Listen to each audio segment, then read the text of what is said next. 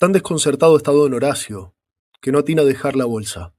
Corre, hace girar la llave en la cerradura y antes que termine de sacar la cadena. La puerta es impulsada con violencia desde afuera. Salta el cerrojo y él se ve impelido, rodeado, desbordado por el tropel de policías y particulares provistos de armas largas y cortas, que en pocos segundos inundan todas las dependencias y cuyas voces no tardarán en oírse en el patio y en el pasillo que conduce al fondo. Todo sucede con velocidad del relámpago.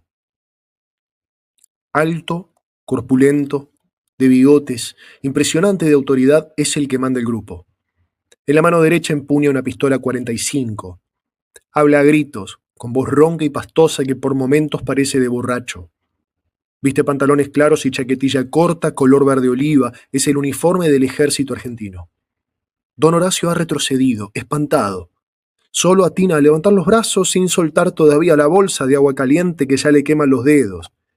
El jefe del grupo se la arranca de un manotazo. ¿Dónde está Tanco?, grita. El dueño de casa lo mira sin comprender. Es la primera vez que oye el nombre del general rebelde, cuya dramática fuga, escapando al paredón, se conocerá días más tarde. El jefe lo hace a un lado de un empellón y se encara con el otro, con Giunta. Giunta está simplemente petrificado. Ha permanecido en su silla con la boca abierta, los ojos desmesurados, sin atinar a moverse. El jefe se acerca a él y deliberadamente, delicadamente le apoya la pistola en la garganta. «¡No te hagas el piola!», le dice con voz sorda. «¡Levantá las manos!». Giunta levanta las manos y por segunda vez escucha esa pregunta indescifrable que ha de seguir repitiéndose como una pesadilla. ¿Dónde está Tanco? ¿Dónde está Tanco? Su atónito silencio le gana un puñetazo que casi lo voltea de la silla. También ese golpe de izquierda, protegido por la alevosía del arma que esgrime la derecha, volverá a verse. Parece un recurso preferido del hombre que lo usa. La escena ha sido rápida, electrizante. Igualmente rápida es la secuela, concretada en un crepitar de órdenes. «A ese viejo y a ese otro sáquenlos y llévelos al auto». Ni tiempo tiene de protestar. Los sacan y los introducen en el automóvil Plymouth de la comisaría de Florida. Estacionado sobre la misma acera se encuentra un colectivo rojo y una camioneta policial celeste con radio móvil. Del patio de la finca, entretanto, ha escapado un hombre, Torres, y otro, Lizazo, parece haberlo intentado sin éxito. El patio pertenece al departamento del frente, pero tiene comunicación indirecta con el fondo, por una puertita que se abre sobre el pasillo en el cerco de Ligustrina. El episodio es confuso. No hay dos relatos que coincidan. La síntesis que se desprende de todos ellos es que Torres, acompañado de Lizazo, se encaminaba al departamento de don Horacio por el camino habitual para él a pedir el uso del teléfono, lo que también era bastante habitual. Fue entonces cuando oyeron y acaso vieron la llegada de la policía. Torres no titubea. El patio tiene una tapia no muy alta. La salva de un salto y huye a través de las fincas vecinas. En su desesperada carrera, atraviesa cercas y tejados, se desgarra las ropas, se causa profundas heridas en una mano y en el cuello. Nunca sabrá cómo. Corre cuadras y cuadras en zigzag. Toma por fin un colectivo, hasta que sangrante y exhausto encuentra refugio. En cierto modo, es el primer sobreviviente. Sobre Carlitos Lizazo hay tres versiones. La primera dice que logró llegar hasta una fábrica de caños próxima, donde el sereno no le permitió esconderse, y de ese modo provocó su captura. La segunda, que fue apresado en el patio mismo al derrumbarse la tapia bajo su peso. La última, que ni siquiera intentó evadirse. Lo único cierto es que fue detenido. En el departamento del fondo, mientras tanto, se ha repetido la escena de sorpresa y brutalidad. La policía entra sin hallar oposición. Nadie mueve un dedo. Nadie protesta ni se resiste. El vigilante Ramón Madialdega declarará más tarde que aquí se secuestró un revólver con cachas de nácar. Esa arma, si existió, era la única que había en la casa. Los hacen salir a la calle de a uno. Y allí los está esperando el jefe, que no tarda en repetir nuevos gritos, trompadas, culatazos a medida que los suben en el colectivo. A Libraga le martilla fuertemente el estómago con el cañón de la pistola, gritando: «¿Así que vos ibas a hacer la revolución con esa facha?». A Carlitos Lizazo le ha dicho lo mismo. A todos les va a preguntar el nombre. La mayoría no les significa nada. Se adivina en el gesto desdeñoso, en el «andá, andá, seguí, seguí», con que los empuja hacia el colectivo. pero el de Gavino parece toda una revelación para él. Se le ilumina la cara de alegría. Lo sujeta fuertemente por el cuello y de un golpe le introduce el cañón de la pistola en la boca. «Así que vos sos Gavino», aúlla. «Así que vos...» El dedo le tiembla sobre el gatillo. Los ojos le resplandecen. «Decime dónde lo tenés», ordena inapelable. «¿Dónde está Tanco? Pronto y seguida porque te mato. Aquí mismo te mato. Mira, no me cuesta nada». El cañón de la pistola tabletea entre los dientes de Gavino. Del labio partido le brota un hilo de sangre. Tiene los ojos vidriados de miedo, pero no le dice dónde está Tanco. O es un héroe, o realmente no tiene la menor idea sobre el paradero del general rebelde. A Giunta y Diciano los bajan del auto y también los cargan en el colectivo. A último momento se agregan 3 hombres más detenidos en las inmediaciones. Uno es el señor de la fábrica de caños, otro un chofer que acertaba a pasar por allí, y el tercero un joven que se despedía de su novia en la puerta de la casa de esta. El colectivo, que es el número 40 de la línea 19, se pone en marcha, guiado por su conductor habitual, Pedro Alberto Fernández, a quien se lo han requisado 45 minutos antes. Los prisioneros no saben dónde van, ni, salvo uno o dos, por qué lo llevan. Pero alguno alcanzará a oír un revelador fragmento de conversación entre los vigilantes. Ese, el hombre que dirigía el procedimiento, el militar vestido de uniforme, el imparcial dispensador de culatazos y trompadas a quien todos trataban respetuosamente de señor, mientras que a la distancia lo ubican con un apodo más familiar, ese hombre era el jefe de policía de la provincia de Buenos Aires, teniente coronel Desiderio Fernández Suárez. La señora Pilar y su hija creen estar viviendo una pesadilla que no termina. La casa sigue invadida de hombres que revisan muebles, revisan cajones, interrogan, hablan a gritos. De afuera llegan todavía las órdenes secas como balazos. Están llamadas, sin embargo, a presenciar un raro interludio. Es el señor jefe de policía que vuelve, que toma el teléfono y que habla con voz cambiada. Son apenas unos fragmentos de conversación y un nombre de mujer los que alcanzan a escuchar. Con todo éxito. Magnífico. Parece que en el sur también se levantaron. Decile a Cacho que se cuide. Sí, con todo éxito. Terminada la conversación, colabora en el registro de la casa. Nélida pretende alejarse del dormitorio donde el señor jefe de policía busca entre prendas de ropa e interior fabulosos planes revolucionarios o quizás al mismo Tanco. Pero él la hace volver, para que después no diga que le falta algo. La primera etapa de la Operación Masacre ha sido rápida. Son apenas las 23:30. En ese preciso momento, Radio del Estado, la voz oficial de la nación, cesa de transmitir música de Ravel y comienza a pasar el disco 6489 de Igor Stravinsky. Lejos de allí, el verdadero alzamiento arde ya furiosamente. En junio de 1956, el peronismo, derrocado 9 meses antes, realizó su primera tentativa seria de retomar el poder mediante un estallido de base militar con algún apoyo civil activo. La proclama firmada por los generales Valle y Tanco fundaba el alzamiento en una descripción exacta del estado de cosas. El país, afirmaba, vive una cruda y despiadada tiranía. Se persigue, se encarcela, se confina, se excluye de la vida cívica a la fuerza mayoritaria. Se incurre en la monstruosidad totalitaria del decreto 4161 que prohibía siquiera mencionar a Perón. Se ha abolido la Constitución para liquidar el artículo 40, que impedía la entrega al capitalismo internacional de los servicios públicos y las riquezas naturales. Se pretende someter por hambre a los obreros a la voluntad del capitalismo y retrotraer el país al más crudo coloniaje, mediante la entrega al capitalismo internacional de los resortes fundamentales de su economía. Dicho en 1956, esto era no solo exacto, era profético. La proclama de Valle estaba singularmente desprovista de hipocresía. No contenía la habitual invocación a los valores occidentales y cristianos ni los denuestos contra el comunismo, aunque tampoco pasaba por alto el asalto a los sindicatos por elementos reconocidos como agitadores al servicio de ideologías o intereses internacionales. Frente a este análisis, la parte programática resultaba endeble.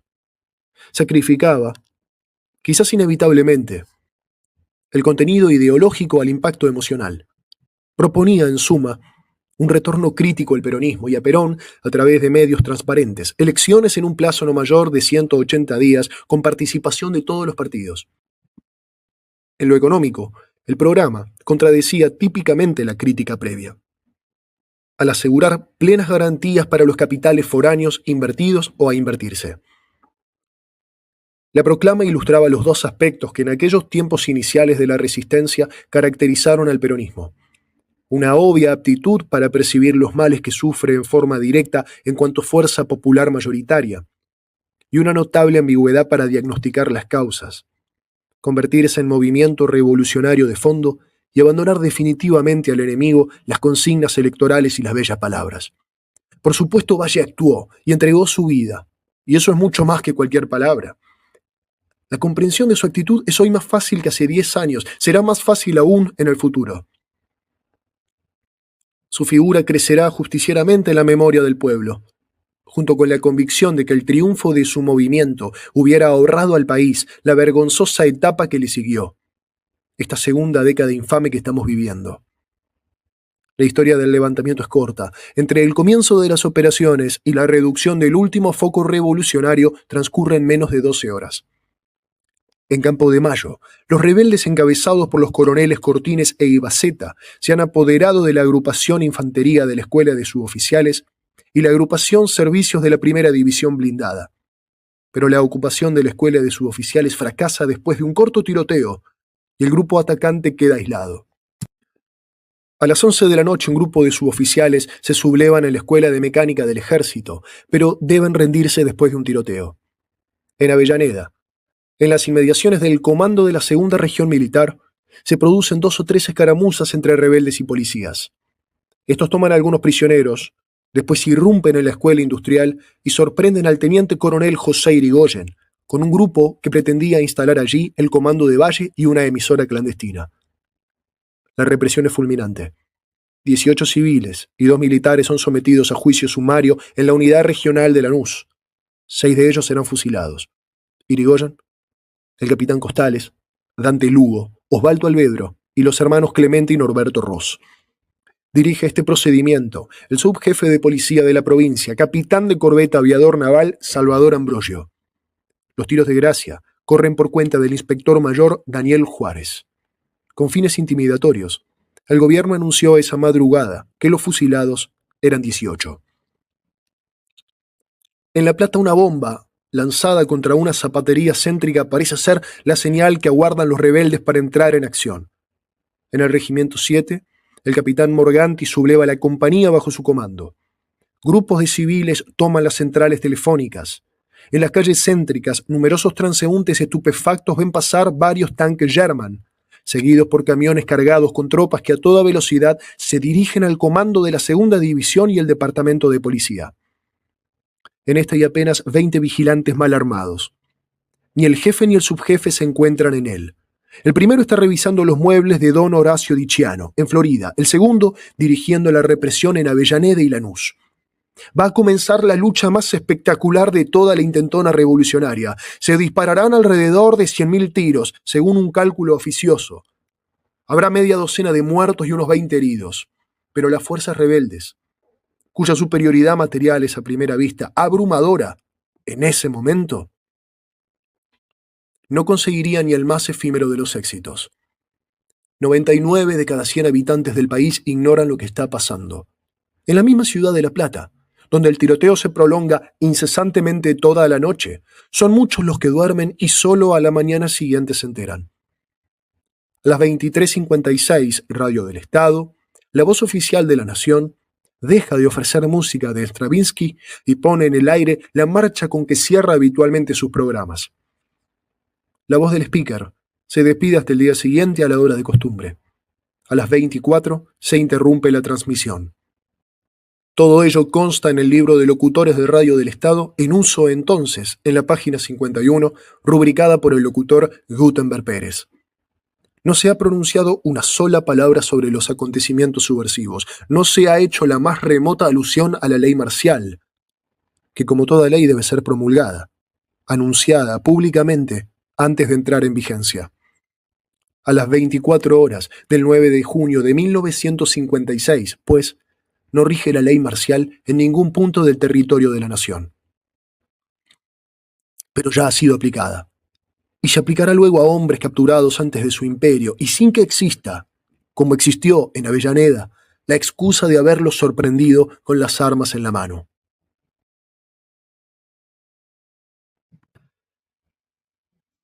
El colectivo con los prisioneros de Florida, entre tanto, se ha dirigido al sudoeste.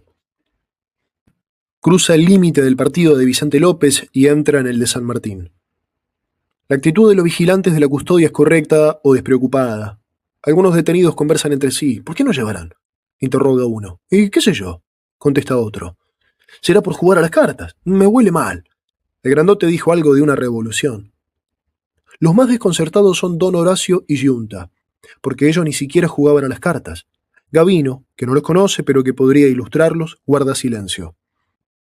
Desmelenado y aturdido, enjugándose la sangre del labio, él sabe por qué lo llevan. Llegan a San Martín, dejan atrás la estación y la plaza y se detienen en la calle 9 de Julio, frente a un edificio con vigilantes armados en la puerta. Algunos ya se ubican, están en la unidad regional de policía. El viaje ha durado menos de 20 minutos. Otros 20 minutos, acaso media hora, permanecen sentados en el colectivo antes de que los hagan bajar. Ven salir a la gente del cine más próximo. Los transeúntes los miran con curiosidad, no hay señales de agitación en ninguna parte. A las 0:11 del 10 de junio de 1956, Radio del Estado reanuda sorpresivamente su transmisión con la cadena oficial. Por espacio de 21 minutos propala una selección de música ligera. Es el primer indicio oficial de que algo serio ocurre en el país. Entretanto, la casa fatídica de Florida vuelve a cobrarse dos imprevisibles víctimas. Julio Troxler y Reinaldo Benavides vienen en busca de algún amigo a quien suponen allí. No hacen más que recorrer el pasillo y llamar al departamento del fondo, extrañamente silencioso y oscuro, cuando la puerta se abre de golpe y aparece un sargento y dos vigilantes que les apuntan con sus armas. Julio Troxler apenas se inmuta a pesar de la sorpresa. Es un hombre alto, atlético, que en todas las alternativas de esa noche revelará una extraordinaria serenidad. 29 años tiene Troxler. Dos hermanos suyos están en el ejército, uno de ellos con el grado de mayor. Él mismo siente quizás cierta vocación militar, mal encausada porque donde al fin ingresa como oficial es en la policía bonaerense. Rígido, severo, no transige sin embargo con los métodos, con las brutalidades, que le toca presenciar y se retira en pleno peronismo. A partir de entonces vuelca su disciplina y capacidad de trabajo en estudios técnicos. Lee cuanto libro o revista encuentra sobre las especialidades que le interesan: motores, electricidad, refrigeración. Justamente es un taller de equipos de refrigeración el que instala en Munro y con el que empieza a prosperar. Troxler es peronista, pero habla poco de política. Cuantos lo trataron lo describen como un hombre sumamente parco, reflexivo, enemigo de las discusiones. Una cosa es indudable: conoce a la policía y sabe cómo tratar con ella. La descripción que podemos dar de Reinaldo Benavides es aún más somera. Tiene alrededor de 30 años, es de estatura mediana, rostro franco y agradable. Por esa época es dueño de un almacén en Sociedad, en Belgrano, y vive con los padres. A Benavides va a sucederle algo increíble, algo que, aún ubicado en esa noche de singulares aventuras y experiencias, parece arrancado de una exuberante novela. Pero ya volveremos sobre ello. Por singular coincidencia, que después va a repetirse, Julio Troxler conoce al sargento que le ha salido al paso y que le apunta con su arma. Tal vez por eso han quedado un instante inmóviles los dos, observándose. ¿Qué hubo?, pregunta Troxler. No sé. Tengo que llevarlos. ¿Cómo llevarnos? ¿No te acordás de mí? Sí, señor, pero tengo que llevarlo. Es una orden que tengo. Se aleja un instante el sargento. Va al departamento del frente para pedir instrucciones por teléfono. Quedan solos los dos detenidos con los vigilantes. Es cierto que están desarmados, pero si se lo proponen, pueden tal vez reducirlos y escapar. Horas más tarde, en circunstancias más difíciles, casi imposibles, obrarán ambos con prodigiosa decisión y sangre fría. Ahora se quedan quietos. Es evidente que no sospechan nada grave y se dejan llevar nomás. Los puestos policiales están en estado de alarma desde temprano. En la segunda de Florida, el comisario Pena tiene sintonizado un receptor en su despacho. A las 0:32 en punto, Radio del Estado interrumpe la música de cámara y, transmitiendo en cadena nacional, anuncia que se va a dar lectura a un comunicado de la Secretaría de Prensa de la Presidencia de la Nación promulgando 2 decretos. Dice así el dramático anuncio. Considerando que la situación provocada por elementos perturbadores del orden público obliga al gobierno provisional a adoptar con serena energía las medidas adecuadas para asegurar la tranquilidad pública en todo el territorio de la nación, así como el normal cumplimiento de las finalidades de la Revolución Libertadora. Por ello, el presidente provisional de la Nación Argentina, en ejercicio del Poder Legislativo, decreta con fuerza de ley. Artículo 1. Declárase la vigencia de la ley marcial en todo el territorio de la Nación. Artículo 2. El presente decreto ley será refrendado por el excelentísimo señor vicepresidente provisional de la Nación y los señores ministros, secretarios de Estado en los departamentos de Aeronáutica, Ejército, Marina e Interior. Artículo 3. De forma. Firmado Aramburu, Rojas, Hartung, Krause, Osorio Arana y Landaburu. El segundo decreto, considerando que la ley marcial constituye una medida cuya aplicación debe ser reglamentada para el conocimiento de la población, dispone las normas y circunstancias en que se llevará a la práctica. Recién ha terminado de escuchar el anuncio el comisario cuando le traen a los 2 detenidos. Y lo mismo que el sargento. Tiene un movimiento de sorpresa al ver a Troxler, a quien conoce y aprecia. ¿Qué haces vos acá? El otro sonríe, encogiéndose de hombros, y explica lo sucedido sin darle importancia. Seguramente un error. Conversan unos momentos. Después el comisario recibe una llamada telefónica. Te piden de la unidad. Y agrega. Che, a ver si todavía te fusilan. Hace un momentito pasaron la ley marcial. Se ríen los dos. Pero el comisario se queda preocupado.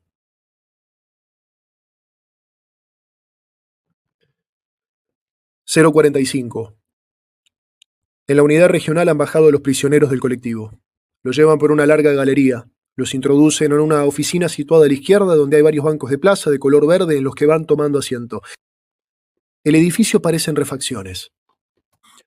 Las paredes de esa habitación están recién pintadas y todavía quedan por ahí algunos elementos de pintura. Al principio no les ponen vigilancia a los detenidos, que tejen toda clase de conjeturas. Libraga se sienta junto a su amigo Rodríguez y lo primero que hace es preguntarle: «Gordo, ¿estás metido en algo vos?» Rodríguez se encoge de hombros. «Sé tanto como vos». Giunta y don Horacio están perplejos. Lo que más les intriga es aquella pregunta que han oído varias veces repetida: ¿dónde está Tanco? Los 3 detenidos fuera de la casa, en los alrededores, se deshacen en explicaciones y lamentos. Uno repite incansablemente que él fue a cenar con unos amigos, volvió y al pasar por allí lo agarraron. Otro que estaba en la puerta de la casa de su novia despidiéndose. El sereno de la fábrica de caños, un viejo que todavía tiene puestas las botas de goma, farfulla un italiano incomprensible. Mario Brión piensa en su esposa, que ha de estar esperándolo, sin saber nada. Él nunca ha llegado tan tarde. ¿Se acuerda Carlitos Lizazo de aquel mensaje que dejó a su novia? Si todo sale bien esta noche. Garibotti se lamenta de haberle hecho caso a su amigo Carranza, que está abatido y silencioso a su lado. Vaya a saber ahora cuándo los van a soltar, tal vez a la madrugada o al mediodía siguiente. Carranza, a su vez, recuerda las palabras de Berta. Entregate. Entregate. Bueno, ya está entregado. Los demás puede que salgan, pero él, apenas pidan sus antecedentes, está sonado. Tal vez piensa en aquel día en que se les disparó a los milicos tucumanos. La puerta está sin custodia y aunque la galería es larga no hay nadie a la vista. Tal vez con un poco de suerte. Pero no. Berta tiene razón. Es hora ya de entregarse y que hagan con él lo que quieran. Matar no lo van a matar, por unos panfletos y unas conversaciones. Gavino está preocupado. A él tampoco lo van a soltar, ahora que lo tienen, y sabe bien por qué lo tienen. Le tocarán 1 o 2 años de cárcel hasta que se vaya el gobierno y den una amnistía. En una de esas lo mandan al sur. Bueno, tal vez mejor así. Ahora tal vez suelten a su mujer, y no que lo maten en una noche como esta. En ese momento se asoma un oficial y dirigiéndose a los 2 o 3 muchachos que están más cerca pregunta: «Muchachos, ¿ustedes son detenidos políticos?» Y ante la respuesta dubitativa agrega: «Pónganse contentos. Estalló la revolución y ya no tenemos comunicación con La Plata». La Plata es el único lugar donde se combate en regla.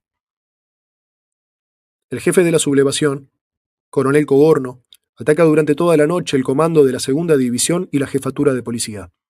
Las fuerzas atacantes incluyen la compañía del 7, 3 tanques al mando del mayor Prat y 2 o 3 centenares de civiles. Los tanques se emplazan frente a la jefatura, pero por algún motivo inexplicado, solo consiguen disparar 2 cañonazos contra el edificio. Adentro hay 23 hombres. Después serán 35.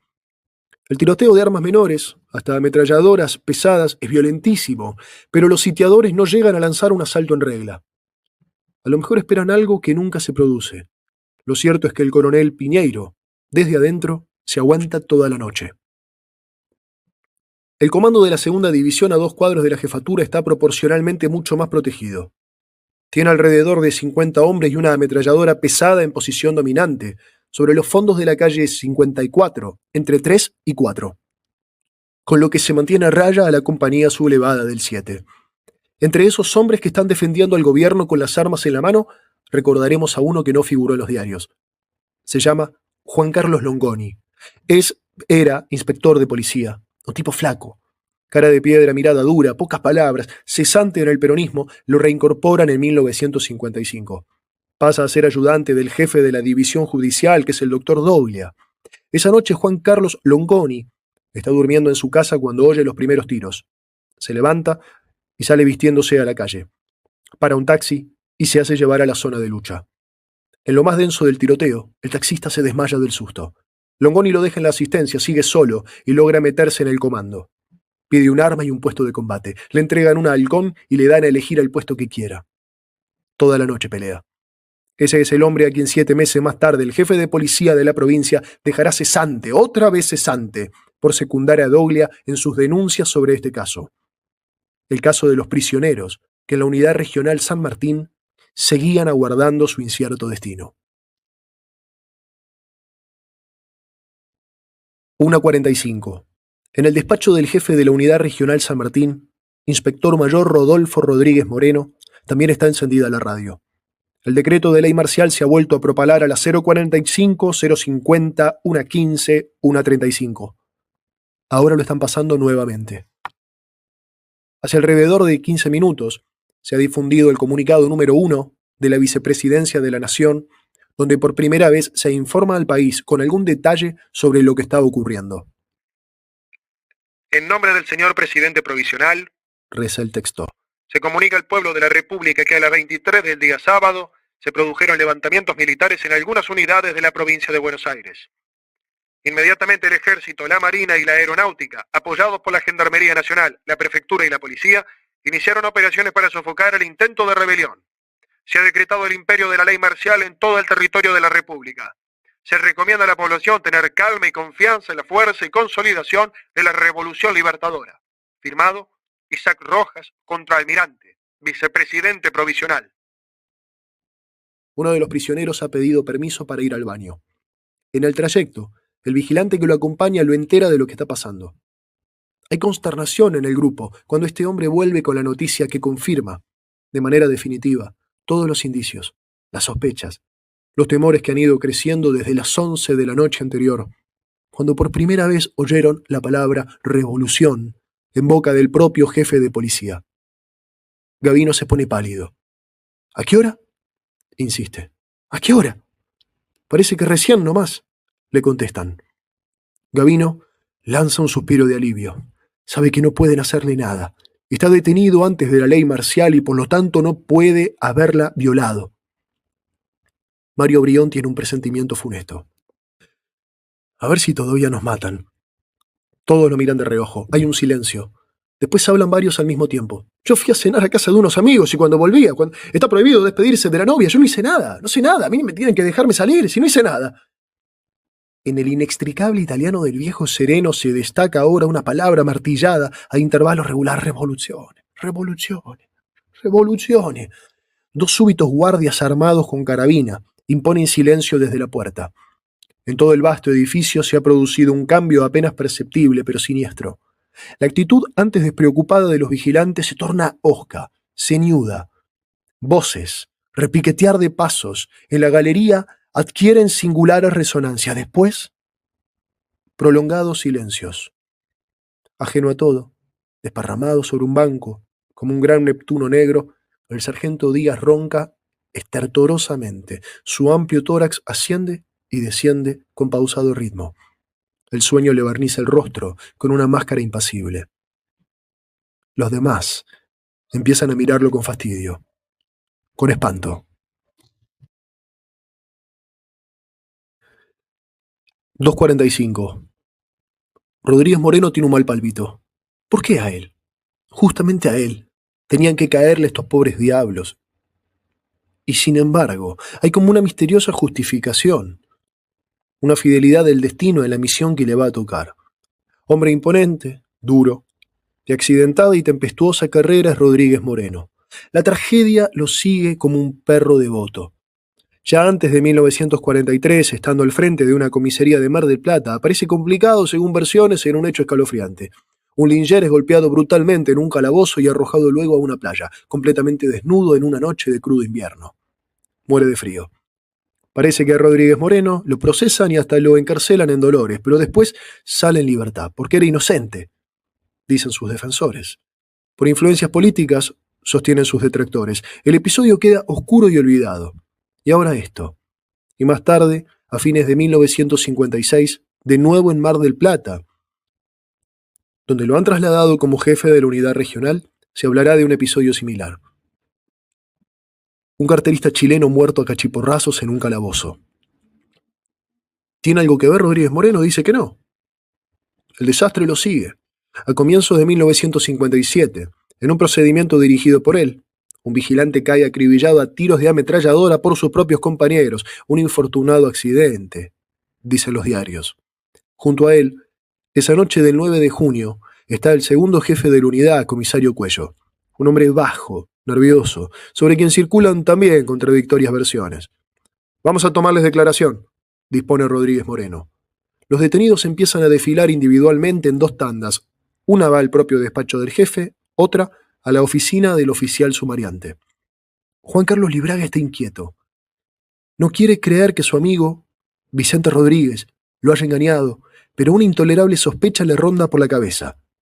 Por eso, cuando Rodríguez vuelve de declarar, se levanta apresuradamente y pasa antes de que lo llamen. Quiere ser interrogado por la misma persona, averiguar lo que ha dicho su amigo, ampararse en el testimonio de éste. El interrogatorio es largo, minucioso. Le preguntan si sabía algo de la revolución. Contesta que no. Hace un detallado relato de su llegada a la casa del procedimiento. Subraya que ha ido solo a escuchar la pelea. Un empleado condensa todo en un par de líneas escritas a máquina. Le muestra una pila de brazaletes de color celeste y blanco con 2 letras estampadas, P y B. Le preguntan si los ha visto antes. Contesta que no. El dactilógrafo escribe otro renglón. Le muestran un revólver. Le preguntan si es suyo. La pregunta asombra a Libraga. El arma no le pertenece, pero lo raro es que ellos no sepan de quién es. 2 o 3 líneas más se agrega a la declaración. La hoja, una larga hoja, se curva sobre el rodillo y cae hacia atrás. Libraga observa que contiene otras declaraciones anteriores a la suya. En la posición que se halla frente al dactilógrafo, alcanza sin embargo a descifrar algunos renglones invertidos. Se tranquiliza cuando ve Rodríguez, casualidad, amigo, pelea, ignora. Rodríguez ha declarado lo mismo que él. Otros testimonios son similares. Ayunta, el fisonomista, lo interroga a un oficial gordito, de pelo enrulado, de bigote a la americana. Gavino sabe perfectamente que no le van a creer si dice que él también estaba por casualidad en el departamento de Torres. Busca a alguien que lo secunde. Se pone de acuerdo con Carranza. Y ambos declaran que son simpatizantes peronistas que presumían el estallido del motín y fueron a escuchar la noticia por radio. ¿Qué hacía usted en esa casa?, le preguntan a Dicciano. ¿Qué iba a hacer? Es mi casa. ¿Qué hacía? Estaba con mi familia escuchando la radio. ¿Nada más? Nada más. A Troxler y Benavides los tienen desde su llegada en otra dependencia, sin mezclarlos con los primeros. Sus testimonios son lo más breves. Al fin y al cabo no han hecho más que ir y llamar a la puerta. ¿Qué hacen con nosotros?, pregunta uno de ellos. Creo que los mandan a La Plata, le responden ambiguamente. A las 2:53, la cadena nacional de radiodifusión ha conectado con el despacho del vicepresidente de la Nación, contraalmirante Rojas, y este en persona lee el comunicado número 2 informando que se ha dominado el motín en la Escuela de Mecánica del Ejército y que se está retomando la Escuela de Suboficiales de Campo de Mayo. Que nadie se equivoque, concluye. La Revolución Libertadora cumplirá inexorablemente sus fines. 3:45. Han terminado los interrogatorios. 2 oficiales se paran a conversar cerca de la puerta. ¿A estos cosos? Dice uno, volviendo la cabeza. Si el asunto se da vuelta, los largamos enseguida. Pero el asunto no se da vuelta. Todo lo contrario. En La Plata disminuye el tiroteo. Los rebeldes comprenden la imposibilidad de tomar la jefatura o el comando. La carrera con el tiempo está perdida. Un avión naval que arroja una bengala provoca corridas y deserciones. Es apenas un anticipo de lo que va a ocurrir cuando las primeras luces permitan el vuelo de máquinas gubernamentales. En Río Santiago se alista la infantería de marina. El propio jefe de policía se ha puesto finalmente en camino, llevando refuerzos. En la unidad regional, los prisioneros, nerviosos y soñolientos, tiritan en los bancos. El frío es intenso, desde las 3. El termómetro marca 0 grados. Parece que ya no los van a mover de aquí esta noche. Algunos tratan de acurrucarse para dormitar. Es entonces cuando empiezan a llamarlos de nuevo, de a uno.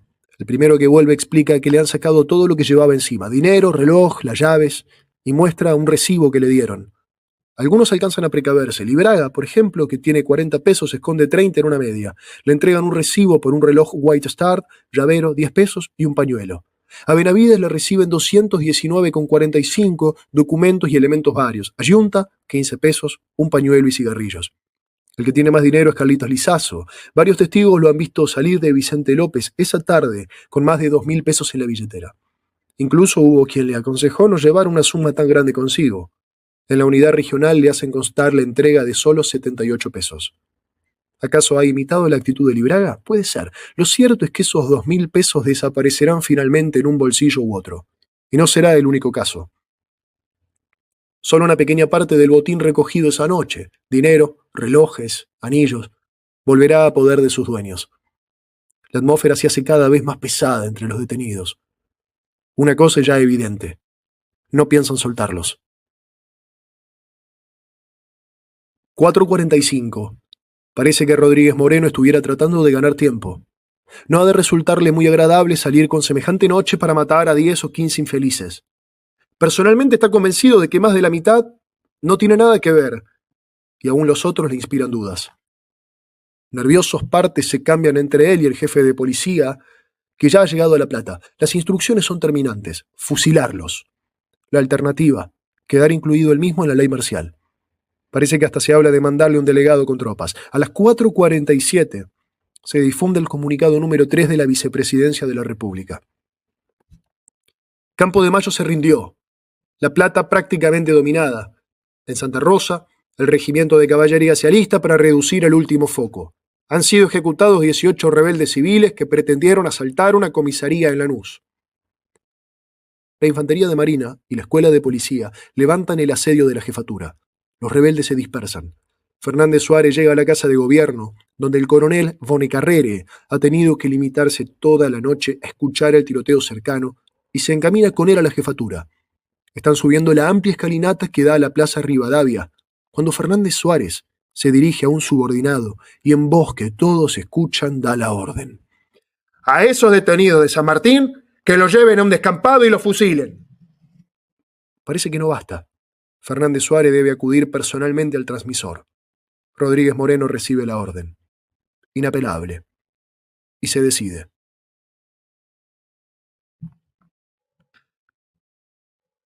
A último momento hay 3 que tienen suerte. El sereno, el hombre que fue a cenar y el hombre que se despedía de su novia. Los llaman aparte, les devuelven documentos y efectos personales y los dejan en libertad. Rodríguez Moreno dirá más tarde que los liberó por su propia cuenta y que la orden de fusilamiento los incluía. A los demás los hacen salir a la calle. Frente a la unidad hay estacionado un carro de asalto, uno de esos camiones azules con carrocería abierta a ambos lados y bancos transversales de madera. Detrás, a algunos metros de distancia, espera una camioneta policial.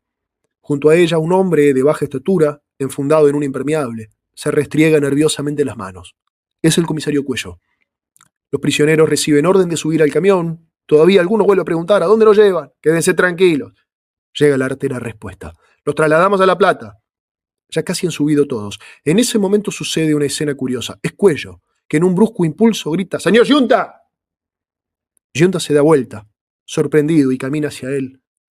Ahora hay casi un acento de súplica en la voz baja y reconcentrada de Cuello. Pero, señor Yunta, mueve un poco los brazos con las manos crispadas.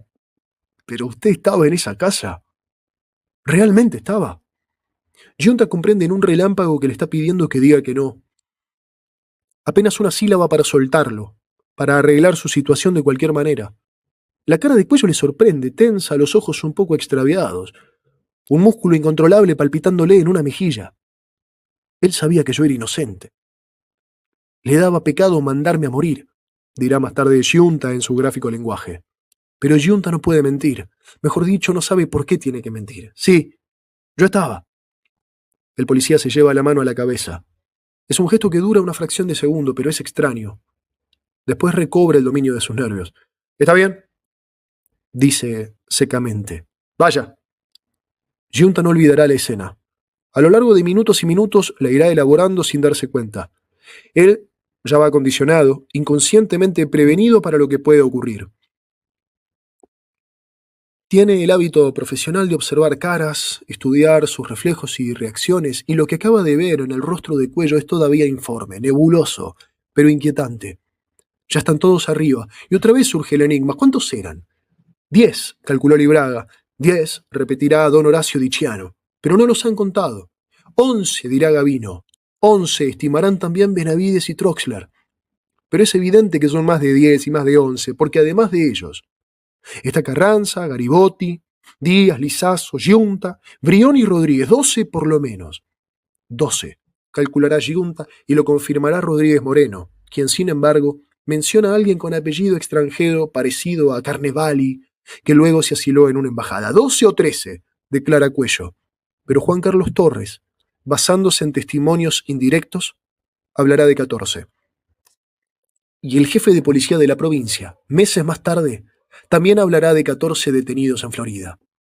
Si existieron esos 2 hombres adicionales, uno de ellos debió ser el anónimo suboficial que menciona Torres, y los vigilantes son 13, según un testimonio.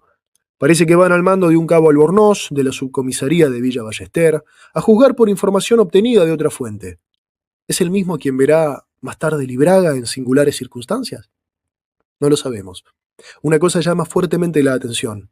Los policías van armados de simples mauseres. Para la misión que llevan, y en las circunstancias en que la van a cumplir, es casi incomprensible. ¿Se trata de una oportunidad? ¿Una aliviada que consciente o inconscientemente va a darles Rodríguez Moreno a los prisioneros? ¿O es que no existen fusiles ametralladores en la unidad regional? Enigma de difícil respuesta. Lo indudable es que gracias a esa afortunada circunstancia y a otras igualmente extrañas que veremos luego, la mitad de los condenados salvarán la vida. Estos no saben que están condenados, sin embargo, y esa inaudita crueldad debe subrayarse en la tabla de agravantes y atenuantes. No se les ha dicho que los van a matar. Más aún, hasta último momento habrá quien pretenda engañarlos. Los vigilantes colocan las cortinas de loneta que cierran la carrocería y el vagón policial, seguido por la camioneta donde viajan Cuello, Rodríguez Moreno y el oficial Cáceres. Se pone en marcha en dirección noroeste, por la calle 9 de Julio y su continuación Balcarce, que a su vez se prolonga en la ruta 8, recorre 2.100 metros, unas 15 cuadras pobladas, antes de salir al primer descampado, que tiene unos 1.000 metros de largo. Allí la ruta oblicua hacia el oeste. Los prisioneros no tienen oportunidad de observar estos detalles topográficos.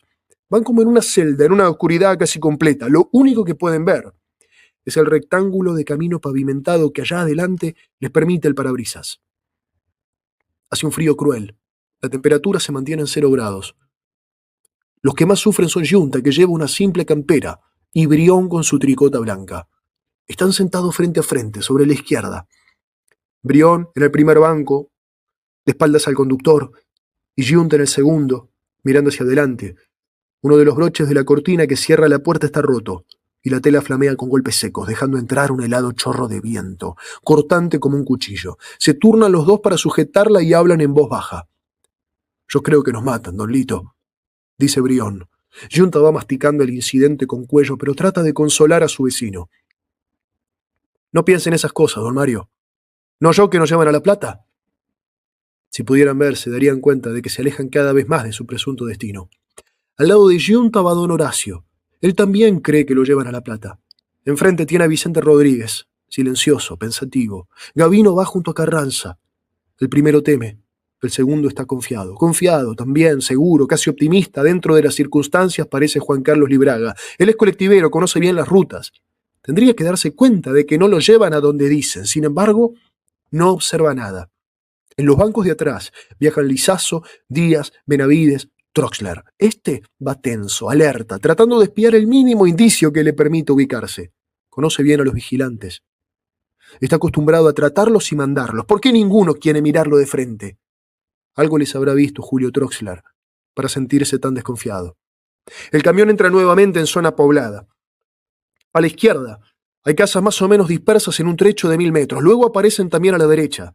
La ruta corta en diagonal lotes y calles a lo largo de 1000 metros más. Y de pronto se amplía, se bifurca. Troxler casi da un salto, acaba de reconocer el lugar. Están en el cruce de la ruta 8 y el camino de cintura. Por lo tanto, no solo no van a La Plata, sino que se dirigen en sentido contrario. Y la ruta 8 conduce a Campo de Mayo. Y en Campo de Mayo, un singular incidente interrumpe sus deducciones. El chofer se ha descompuesto. Para el camión, baja, parece que devuelve. Hay consultas con los que vieron en la camioneta. Uno de los prisioneros, Benavides, ofrece su colaboración. Si quieren, manejo yo, dice con toda inocencia. Yo sé manejar. No le hacen caso. Sube el chofer, vuelve a arrancar. Y en Campo de Mayo, piensa Troxler. Pero se equivoca, porque el carro de asalto dobla a la derecha, en ángulo recto, toma el camino de cintura. Va hacia el norte. Es incomprensible. Realmente es incomprensible. ¿Qué piensa Rodríguez Moreno? Siguiendo al oeste por la ruta 8, a unas 10 cuadras de allí empieza un descampado de 4 o 5 kilómetros. Un verdadero desierto en la noche, que hasta tiene un puente sobre un río, un escenario perfecto para lo que se planea. Y sin embargo, dobla al norte, hacia José León Suárez. Se interna en una zona semipoblada donde solo hay baldíos de 3 o 4 cuadras de largo. ¿Es estupidez? ¿Es anticipado remordimiento? ¿Puede ignorar la zona? Es un inconsciente impulso de buscar testigos para el crimen que va a cometer. Quiere brindar una posibilidad deportiva a los condenados, librarlos al destino, a la suerte, a la astucia de cada uno. Quiere de este modo absolverse, delegando el fin de cada cual en manos de la fatalidad, o quiere todo lo contrario, apaciguarlos para que resulte más fácil darles muerte. Hay uno por lo menos que no se apacigua. Es Troxler. Y al fin ha conseguido que uno de los guardianes lo mire y le sostenga la mirada. Pero hace algo más ese vigilante anónimo. Con la rodilla le da un golpe rápido, deliberado, inequívoco. Una señal. Troxler, pues, ya sabe, pero decide jugar una carta audaz, forzar una decisión o por lo menos poner sobre aviso a los otros. ¿Qué pasa?, pregunta en voz alta. ¿Por qué me toca? Pánico se refleja en la mirada del policía. Ya está arrepentido de lo que hizo. El cabo lo mira con suspicacia. Por nada, señor, contesta atropelladamente. Fue sin querer. El camión se ha detenido. Bajen 6, ordena el cabo. Don Horacio es el primero en descender, por la derecha del camión.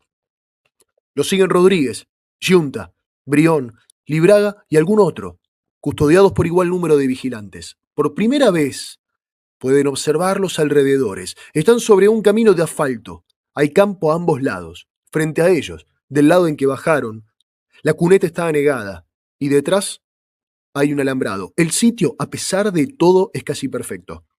Pero entonces vuelve a surgir una voz de orden desde la camioneta policial estacionada detrás. ¡No, aquí no! ¡Más adelante! Los suben y se reanuda la marcha. Troxler recomienza su angustioso oficio mudo. Ahora trata de captar la mirada de los otros detenidos, combinarse con ellos, alertarlos para un desesperado golpe de mano. Pero es inútil.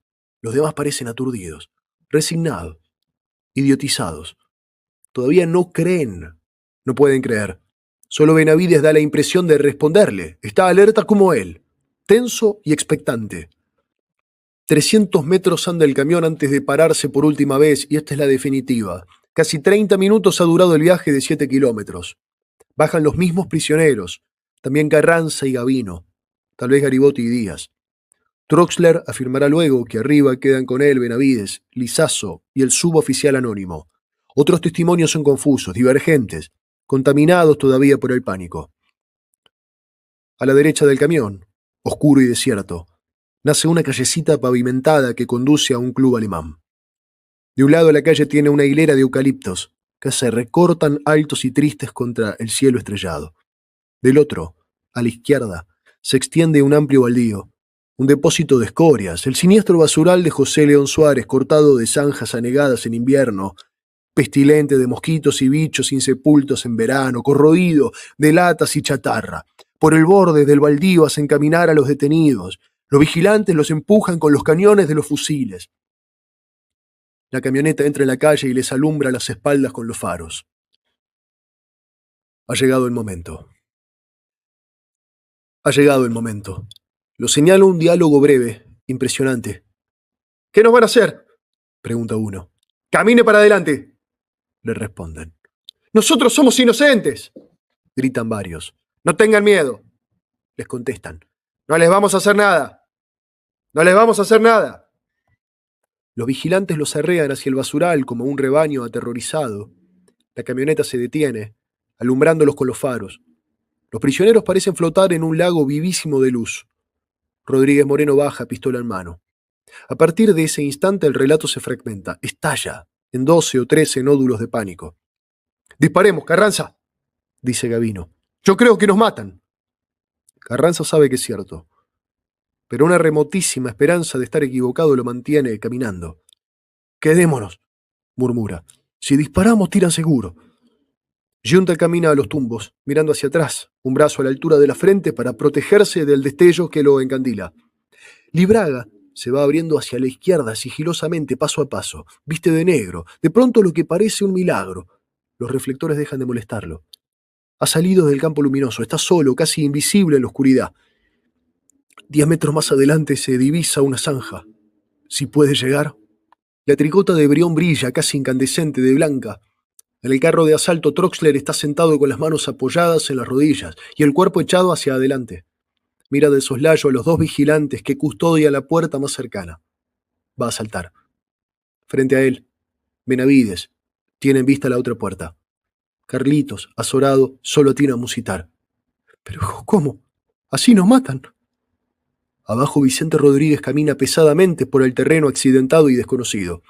Libraga está a 5 metros de la zanja. Don Horacio, que fue el primero en bajar, también ha logrado abrirse un poco en la dirección opuesta.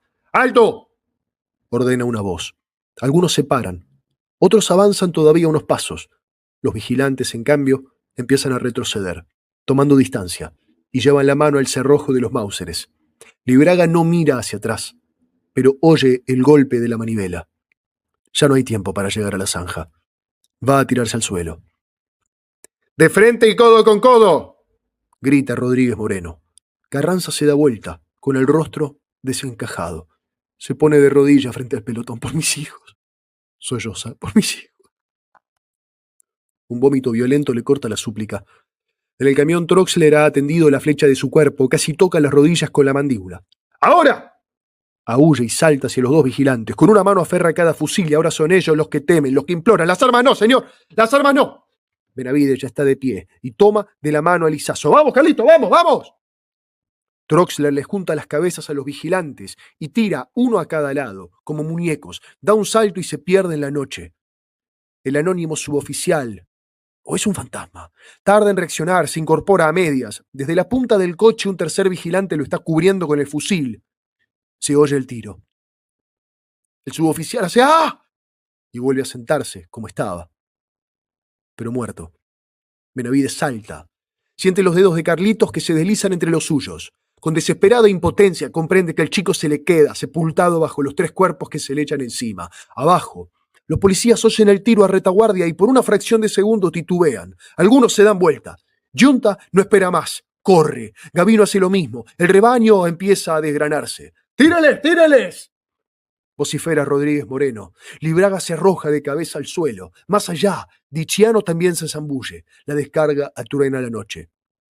Yunta siente una bala junto al oído. Detrás oye un impacto, un gemido sordo y el golpe de un cuerpo que cae, probablemente Garibaldi. Con prodigioso instinto, Yunta se cuerpo a tierra y se queda inmóvil. A Carranza, que sigue de rodillas, le apoyan el fusil en la nuca y disparan. Más tarde le acribillan todo el cuerpo. Brión tiene pocas posibilidades de huir con esa tricota blanca que brilla en la noche. Ni siquiera sabemos si lo intenta. Vicente Rodríguez ha hecho cuerpo a tierra una vez. Ahora oye los vigilantes que se acercan corriendo. Trata de levantarse, pero no puede. Se ha cansado en los primeros 30 metros de fuga. Y no es fácil mover el centenar de kilos que lleva. Cuando al fin se incorpora es tarde. La segunda descarga lo voltea. Horacio Dicciano dio 2 vueltas sobre sí mismo y se quedó inmóvil como si estuviera muerto. Oye silbar sobre su cabeza los proyectiles destinados a Rodríguez. Uno pica muy cerca de su rostro y lo cubre de tierra. Otro le perfora el pantalón sin herirlo. Yunta permanece unos 30 segundos pegado al suelo, invisible. De pronto salta como una liebre, zigzagueando. Cuando presiente la descarga vuelve a tirarse. Casi al mismo tiempo oye otra vez el alucinante zumbido de las balas, pero ya está lejos, ya está a salvo. Cuando repita su maniobra, ni siquiera lo verán. Díaz escapa. No sabemos cómo, pero escapa. Gavino corre 200 o 300 metros antes de pararse. En ese momento oye otra serie de detonaciones y un alarido aterrador que perfora la noche y parece prolongarse hasta el infinito. Dios me perdone, Lizazo, dirá más tarde, llorando a un hermano de Carlitos, pero creo que era su hermano. Creo que él vio todo y fue el último en morir. Sobre los cuerpos tendidos en el basural, a la luz de los faros donde hierve el humo acre de la pólvora, flotan algunos gemidos. Un nuevo crepitar de balazos parece concluir con ellos. Pero de pronto Libraga, que sigue inmóvil e inadvertido en el lugar en que cayó, escucha la voz desgarradora de su amigo Rodríguez, que dice: ¡Mátenme! ¡Mátenme! ¡No me dejen así! ¡Mátenme! Y ahora sí, tienen piedad de él y lo ultiman. Horacio Dicciano no se mueve. Está tendido boca abajo, los brazos flexionados a los flancos, las manos apoyadas en el suelo a la altura de los hombros. Por un milagro no se le han roto los anteojos que lleva puestos. Ha oído todo, los tiros, los gritos, y ya no piensa. Su cuerpo es territorio del miedo que le penetra hasta los huesos. Todos los tejidos saturados de miedo. En cada célula, la gota pesada del miedo. No moverse. En estas 2 palabras se condensa cuanta sabiduría puede atesorar la humanidad. Nada existe fuera de ese instinto ancestral. ¿Cuánto tiempo hace que está así, como muerto? Ya no lo sabe. No lo sabrá nunca. Solo recuerda que en cierto momento oyó las campanas de una capilla próxima. 6, 7 campanadas. Imposible decirlo. ¿Acaso eran soñados aquellos sones lentos, dulces y tristes que misteriosamente bajaban de las tinieblas? A su alrededor se dilatan infinitamente los ecos de la espantosa carnicería, las corridas de los prisioneros y los vigilantes, las detonaciones que enloquecen el aire y reverberan en los montes y caseríos más cercanos, el gorgoteo de los moribundos. Por fin, silencio. Luego el rugido de un motor. La camioneta se pone en marcha. Se para. Un tiro.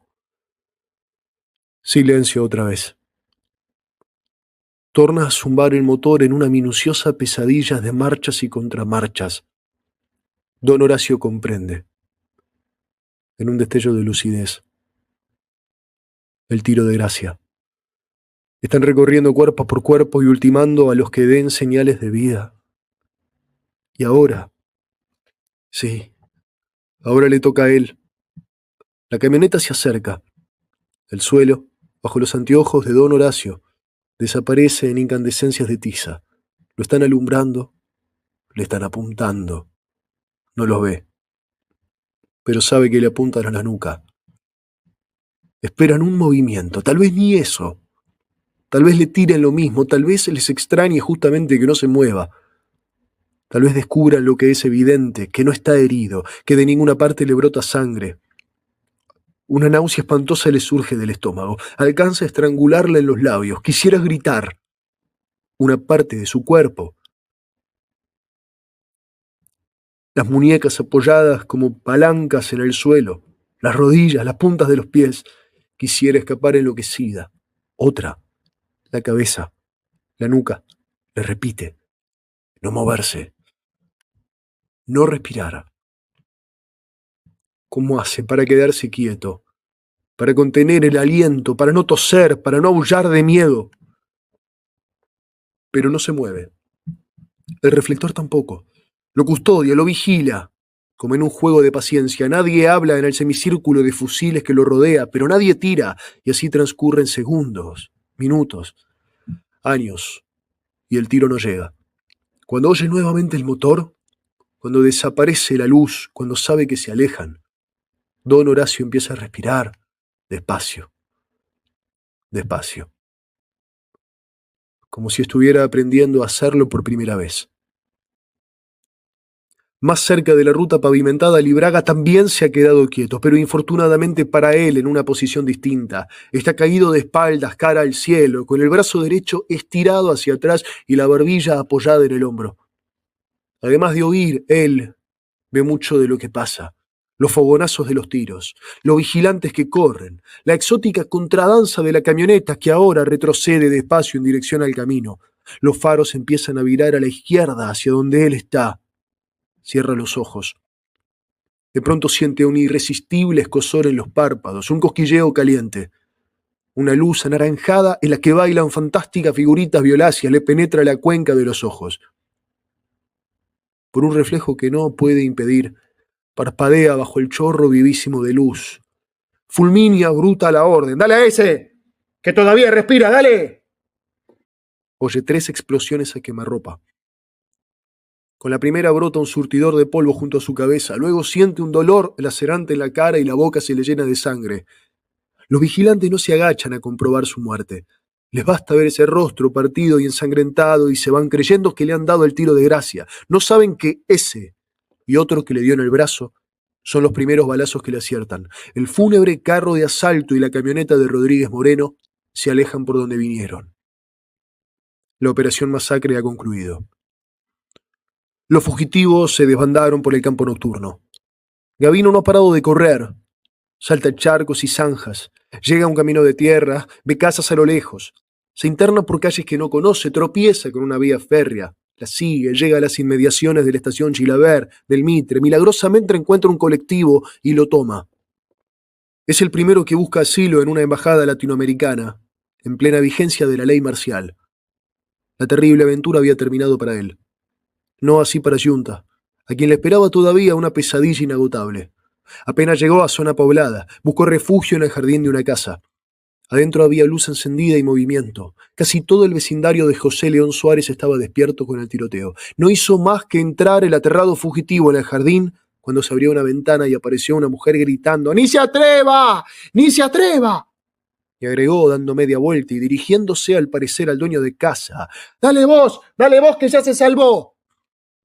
Yunta no espera oír más.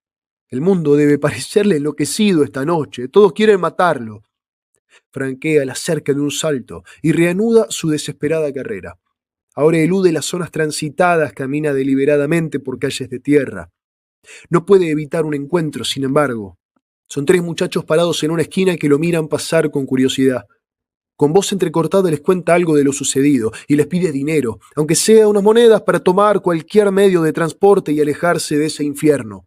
En esos noctámbulos se encuentra un corazón menos duro. Uno le da 1 peso y otro un billete de 10. Yunta, como Gavino, llega a la estación Chilaver. Probablemente ninguno de los dos sabía que ese era el nombre de otro fusilado, el vencido de Caseros.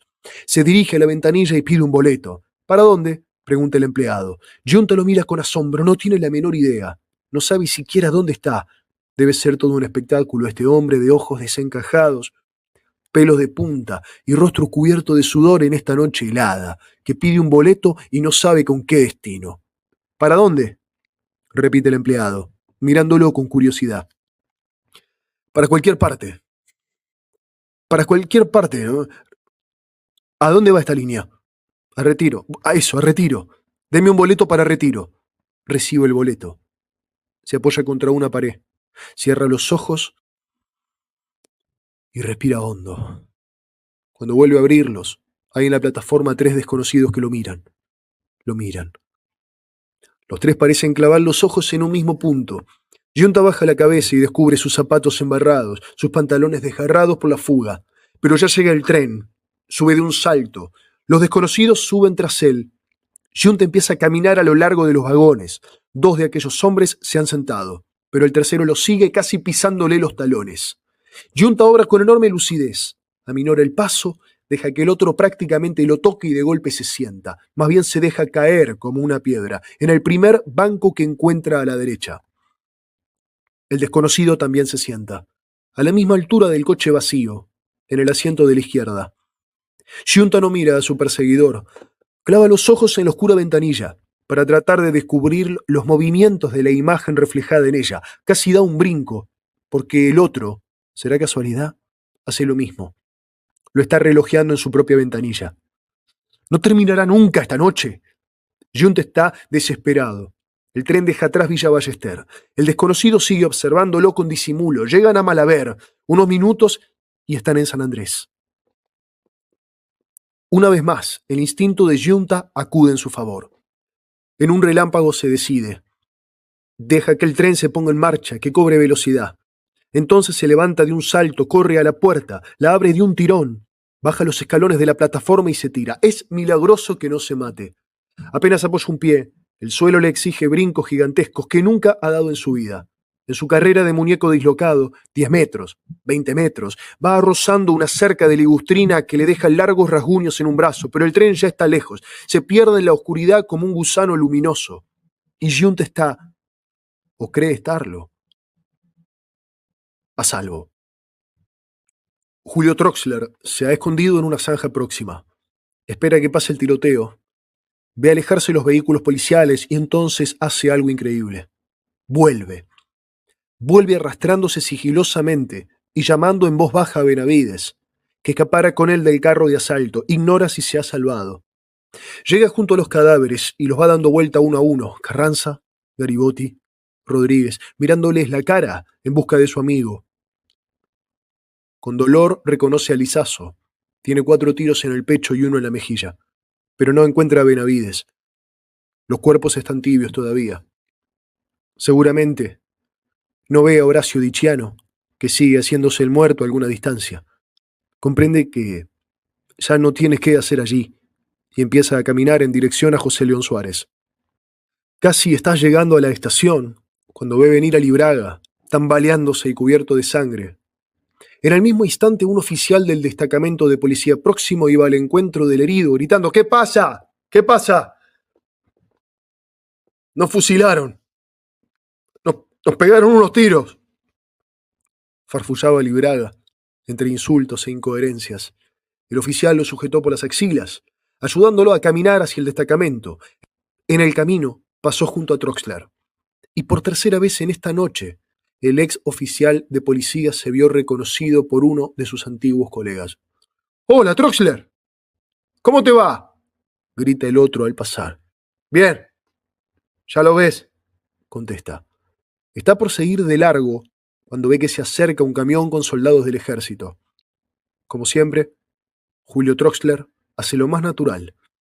Se dirige a una reducida cola de madrugadores que esperan un ómnibus de la costera y se incorpora a ella. No piensa tomar el ómnibus. Por otra parte, no tiene ni 5 centavos, pero sabe que ahí llama menos la atención. Parece fatalidad, porque el camión se para justo frente a la cola, y sin bajar, un oficial grita: «Muchachos, ¿ustedes no oyeron unos tiros?». La pregunta parece formulada a todos, pero es a Troxler a quien mira el oficial, es a él a quien se dirige, por un motivo muy sencillo. Es el más alto de la fila. Troxler se encoge de hombros. «Que yo sepa», dice. El camión se va. Troxler abandona su puesto en la fila y empieza a caminar. No tiene con qué tomar un colectivo. Un sentido elemental de supervivencia le impide pedir dinero a un desconocido o aún permiso para telefonear a sus amigos. Está exhausto y aterido.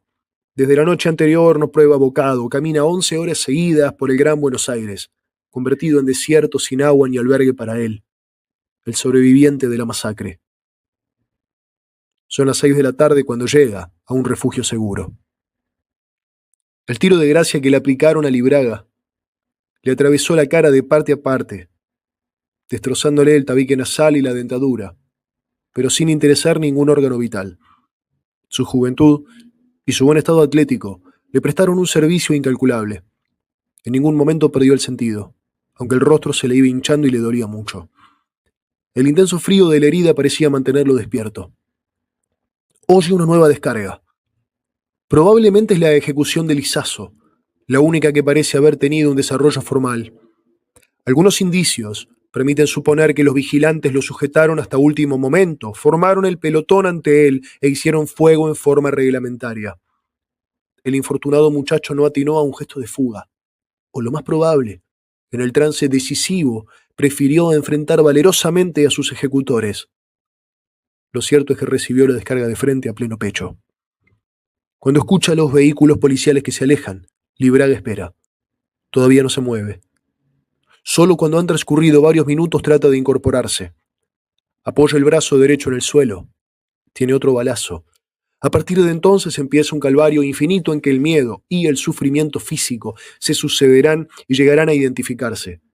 Habrá un momento en que Libraga lamentará haberse salvado.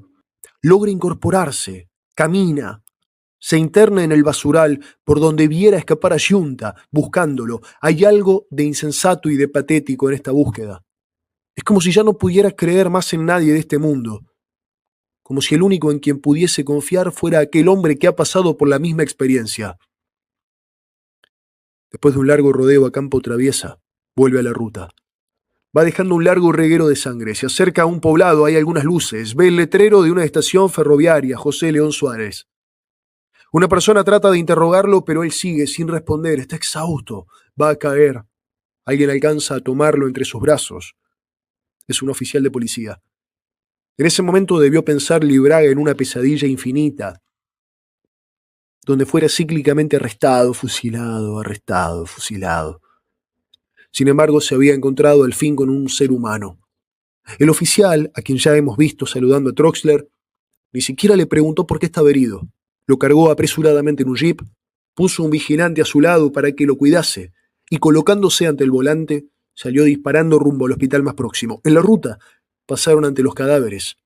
El oficial detuvo la marcha y ordenó a la gente que bajara a investigar.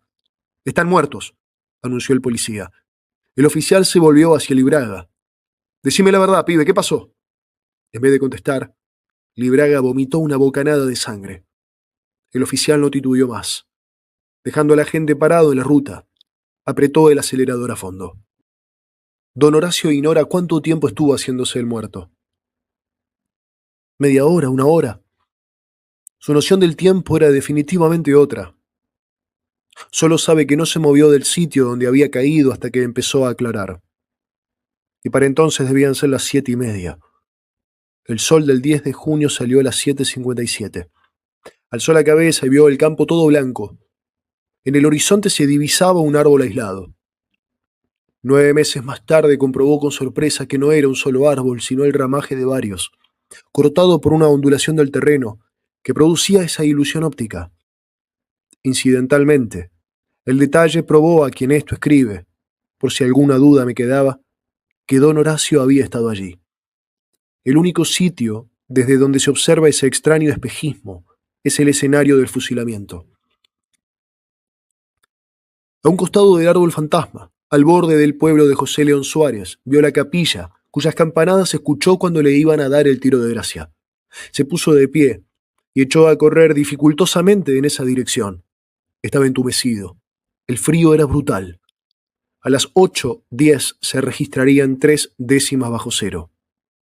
En el camino se encontró con una zanja fangosa, insalvable para él. Tuvo que arrancar una chapa de zinc de una pila de basura y ponerla sobre el fondo a modo de puente. Salió del baldío y se internó en el pueblo. Caminó unas 8 cuadras. Le parecieron 2. Por una calle transversal vio venir un colectivo. Le pareció rojo. Era amarillo. Creyó que era el número 4. Era el número 1. Subió. ¿A dónde va? Preguntó, como yunta. A Liniers. En un bolsillo chico del pantalón había salvado de la voracidad policial una pequeña suma de dinero. Con ella pudo pagar su boleto. Parece fábula. Le dieron un boleto Capicúa. Bajó en Liniers, entró en un bar, pidió un café. No había, estaban calentando la máquina. Fue a otro bar. Allí le dieron un café doble y una caña doble. Solo entonces le pareció que el alma le volvía al cuerpo. ¿Cómo escapó el sargento Díaz? Solo podemos conjeturarlo. Lo cierto es que 2 meses después de la masacre estaba con vida, escondido en una casa de Munro. Allí lo detuvo el comisario de Boulogne. Lo mandaron a Olmos. Es el único sobreviviente con el que nunca pude comunicarme. ¿Y el suboficial X existió? ¿Quién era el hombre al que Troxler y Benavides vieron balear en el camión? ¿Uno de los 12 que ya conocemos, pero desconocido para ellos? La incógnita subsiste hasta hoy. 5 muertos seguro dejó la masacre, un herido grave y 6 sobrevivientes. Había salido el sol sobre el tétrico escenario del fusilamiento.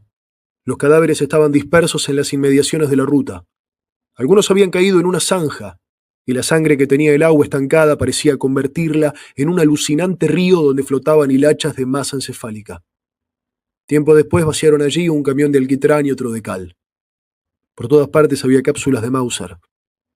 Durante muchos días los chicos de la zona las vendieron a los visitantes curiosos. En varias casas lejanas quedaron impactos de balas perdidas. Los primeros en detenerse junto al camino aquella mañana fueron los desprevenidos pobladores que iban a sus ocupaciones. Después se corrió la voz por el pueblo y una muchedumbre espantada y sombría se fue congregando en torno al pavoroso espectáculo. En voz baja circulaban las más absurdas versiones. Eran estudiantes, aseguraba uno. Sí, iban a asaltar Campo de Mayo, decía otro. Los más guardaban silencio. Los hombres se descubrían. Alguna mujer se persignaba. Luego todos vieron acercarse por el camino un automóvil nuevo, largo y reluciente, que frenó de golpe ante el grupo. Una mujer asomó la cabeza por la ventanilla. ¿Qué sucede?, preguntó. Esa gente que la han fusilado, le contestaron. Ella tuvo un gesto irónico. Muy bien hecho, comentó. Tendrían que matarlos a todos. Hubo un silencio estupefacto. Después algo describió una parábola y fue a reventar en una nubecita de tierra contra la brunida carrocería. Al primer cascote siguió otro y luego un diluvio. Rugiendo, enfurecida, la multitud rodeó al automóvil. El chofer atinó a apretar el acelerador a fondo. Hasta las 10 de la mañana permanecieron los muertos a la intemperie. A esa hora vino una ambulancia y los llevó al Policlínico San Martín, donde fueron arrojados sin miramientos a un galpón. Rodríguez estaba acribillado. Garibotti tenía un solo tiro en la espalda. Carranza, muchos, inclusive en las piernas. El sereno del depósito estaba acostumbrado a ver cadáveres. Cuando llegó esa tarde, sin embargo, hubo algo que le impresionó vivamente. Uno de los fusilados tenía los brazos abiertos a los flancos y el rostro caído sobre el hombro. Era un rostro ovalado, de cabello rubio y naciente barba, con una mueca melancólica y un hilo de sangre en la boca. Tenía una tricota blanca. Era Mario Brión y parecía un Cristo. El hombre se quedó un momento atontado. Después, le cruzó los brazos sobre el pecho. El oficial de policía condujo a Libraga al Policlínico San Martín, donde le hicieron las primeras curas. Juan Carlos no perdió el conocimiento. Durante horas, médicos y enfermeras le oyeron repetir su historia. Después lo llevaron a la sala de recuperación situada en el tercer piso. Las enfermeras, arriesgando sus puestos, y acaso más, aún regía la ley marcial, protegen al herido en todas las formas imaginables. Una llama por teléfono, clandestinamente, al padre de Juan Carlos y le dice que venga a verlo enseguida, porque está descompuesto. Otra esconde sus ropas. Sabe que Libraga dice la verdad y presume que el suéter perforado de bala en el brazo puede ser una prueba. Otra oculta el recibo de la Unidad Regional San Martín, que más tarde iba a servir de cabeza de proceso. La madre de Juan Carlos está recién operada en un hospital y no la enteran de la noticia. Don Pedro Libraga, en cambio, acude enseguida a ver a su hijo, acompañado de 2 primos y del cuñado de este. Y estas 4 personas firman en el libro de entrada foliado del Policlínico una declaración en la que consta que han visto con vida a Juan Carlos y que su estado, aunque de cierta gravedad, no permite suponer en absoluto un desenlace fatal. Acertada precaución porque esa tarde o esa noche, para librar el tiempo es ya la mera sucesión del dolor. Un cabo de la policía provincial viene a asumir su custodia y al hallarse frente a él lo mira y remira fijamente, como si no quisiera creer que está vivo. A Libraga le resulta vagamente familiar la cara del policía. No podría jurarlo, pero le parece que lo ha visto antes. ¿Acaso es el cabo Albornoz, que mandaba el pelotón? La pregunta no tiene mayor importancia, pero el cabo, un hombre moreno, es lengua larga. Comenta con las enfermeras. A este lo van a llevar de nuevo. No se lo digan, pobre. Las enfermeras se lo dicen, y recomienza el suplicio. El policía, entre tanto, busca algo, el recibo. Pide las ropas de Libraga, no se las dan, se vuelve fastidioso. Exige directamente ese papelito que es la prueba del crimen. Nadie sabe nada. Nadie, salvo don Pedro Libraga, que al volver esa noche a su casa lo encuentra misteriosamente en un bolsillo de su sobretodo, y lo guarda, hasta que 6 meses más tarde llega a manos del juez. Entretanto, la vida de Juan Carlos está suspendida del más tenue de los hilos. No hay la menor duda de que la policía provincial quiere acabar con él, el testigo. Pero antes debe resolver el pequeño problema de los otros sobrevivientes, buscados con encarnizamiento. Si puede capturarlos a todos, volverá a ejecutarlos, tomando mayores precauciones. Pero si uno solo escapa a la red, será inútil eliminar a los demás. Libraga ya no resiste. Ya no protesta. Cuando esa noche lo ponen en una camilla y una enfermera le dice llorando, «Pibe, te llevan», ya está vencido. Tanto penar para morirse uno. Lo sacan tapado con una sábana como un muerto. Lo suben a un jeep y lo llevan. En San Andrés, Yunta tomó un colectivo que lo condujo a casa de su hermano en Villa Martelli, donde encontró refugio y desahogó sus nervios contando la increíble historia. Por la noche durmió en casa de los padres y el lunes 11 de junio acudió a su trabajo. Pensaba que su odisea había terminado. Cuando esa tarde volvió a Florida, sin embargo, su mujer le informó que había pasado a la policía a buscarlo. Ella les dijo que estaba en casa de sus padres. Yunta, que hasta ese momento se había portado con toda lucidez, ahora comete una tontería. Quiere presentarse a aclarar su situación. Fue a entregarse a la casa paterna. Sabía que allí lo esperaban, y en efecto, no alcanzó a entrar porque lo detuvieron antes. Lo que ocurrió a partir de entonces es todo un capítulo de la historia de nuestra barbarie. Primero lo llevaron a la seccional de Munro, y de ahí a la unidad regional. Lo encerraron con llave en una especie de cocina. Con él entró un guardián armado que lo hizo sentar en un rincón y lo estuvo apuntando interminablemente con una pistola. «Si avanzás un paso te levanto la tapa de los sesos», le informaba a intervalos regulares. «Si hablás, te levanto la tapa de los sesos. Si haces un gesto, te levanto la tapa de los sesos». Su vocabulario era más bien limitado, pero convincente. De a ratos, sin embargo, lo incitaba. «Andá, movete, así te puedo pegar un tiro, dale, movete». El prisionero no ensayaba el menor ademán. De tanto en tanto, el otro parecía cansarse y enfundaba el arma. Pero después volvía a su divertido juego. Lo empujaban deliberadamente a la locura. En los cambios de guardia se producían conversaciones en voz baja, calculadas para parecer secretas y al mismo tiempo para que el detenido alcanzara a oírlas. «Esta noche sale», murmuraba uno. «¿Para dónde?», contestaba otro con una risita. «2 veces no se salva ninguno». No le daban de comer, salvo algún sándwich con intervalos de horas. Cuando quiso comer, tuvo que tenderse en las heladas baldosas.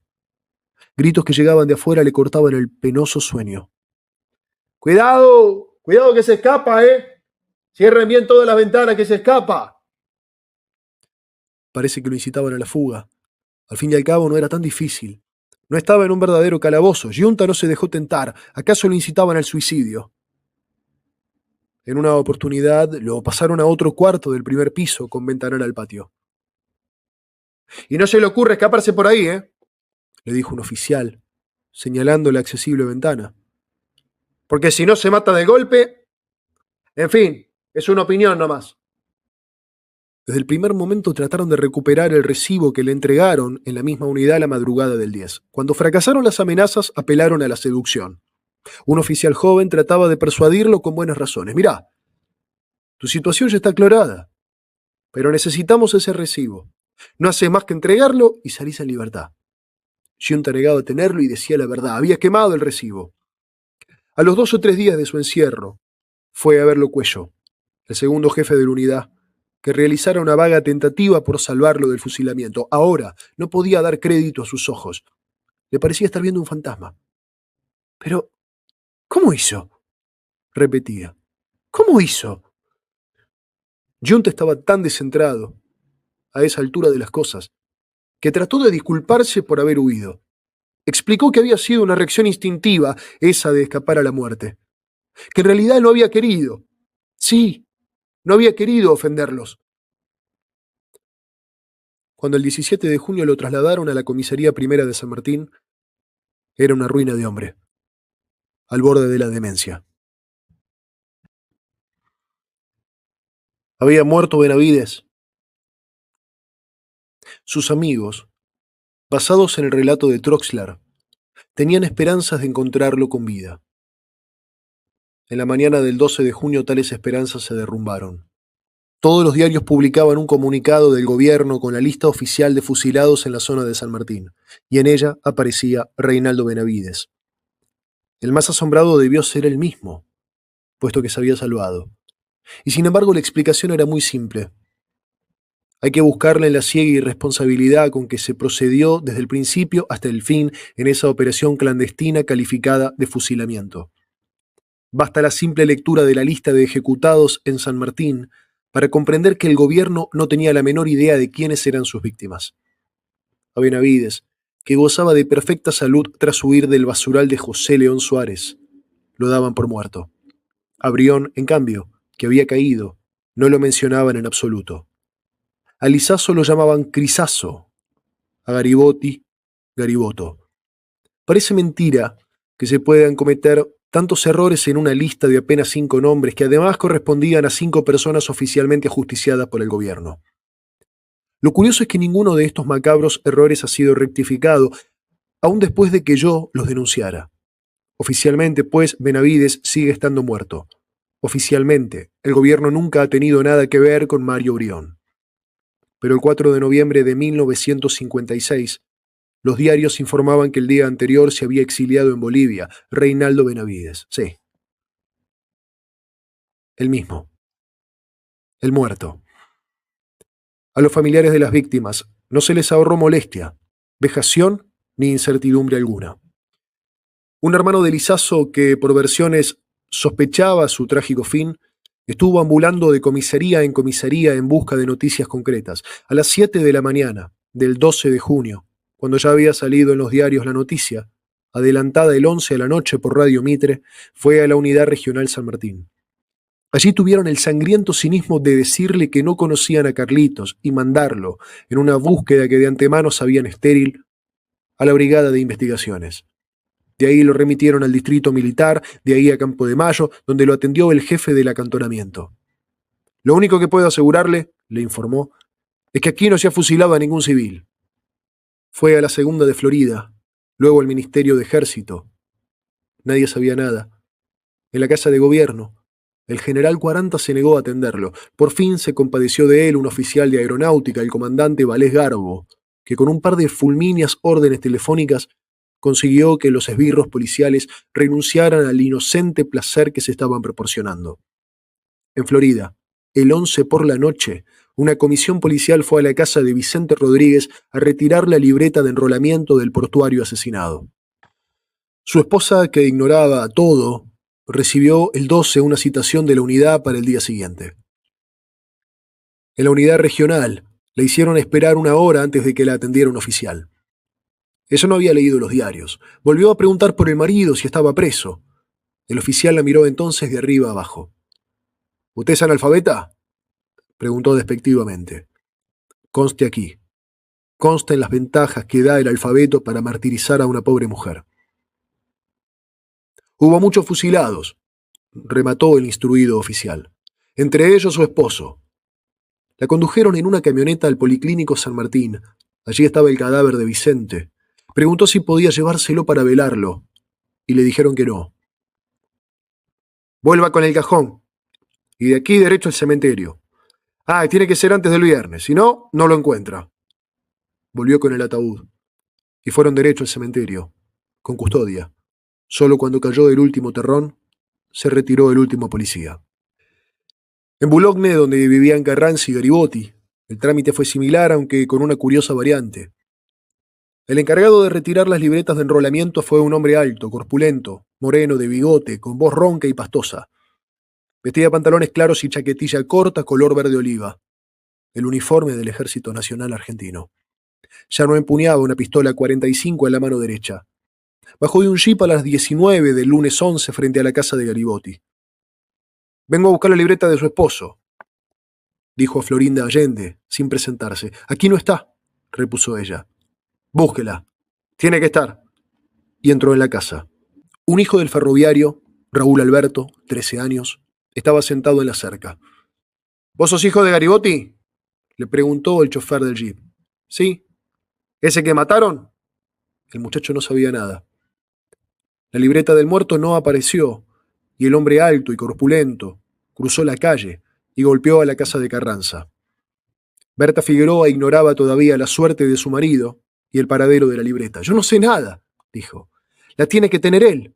Busque a la señora que acá está. Él dice que está acá», insistió el funcionario militar policial.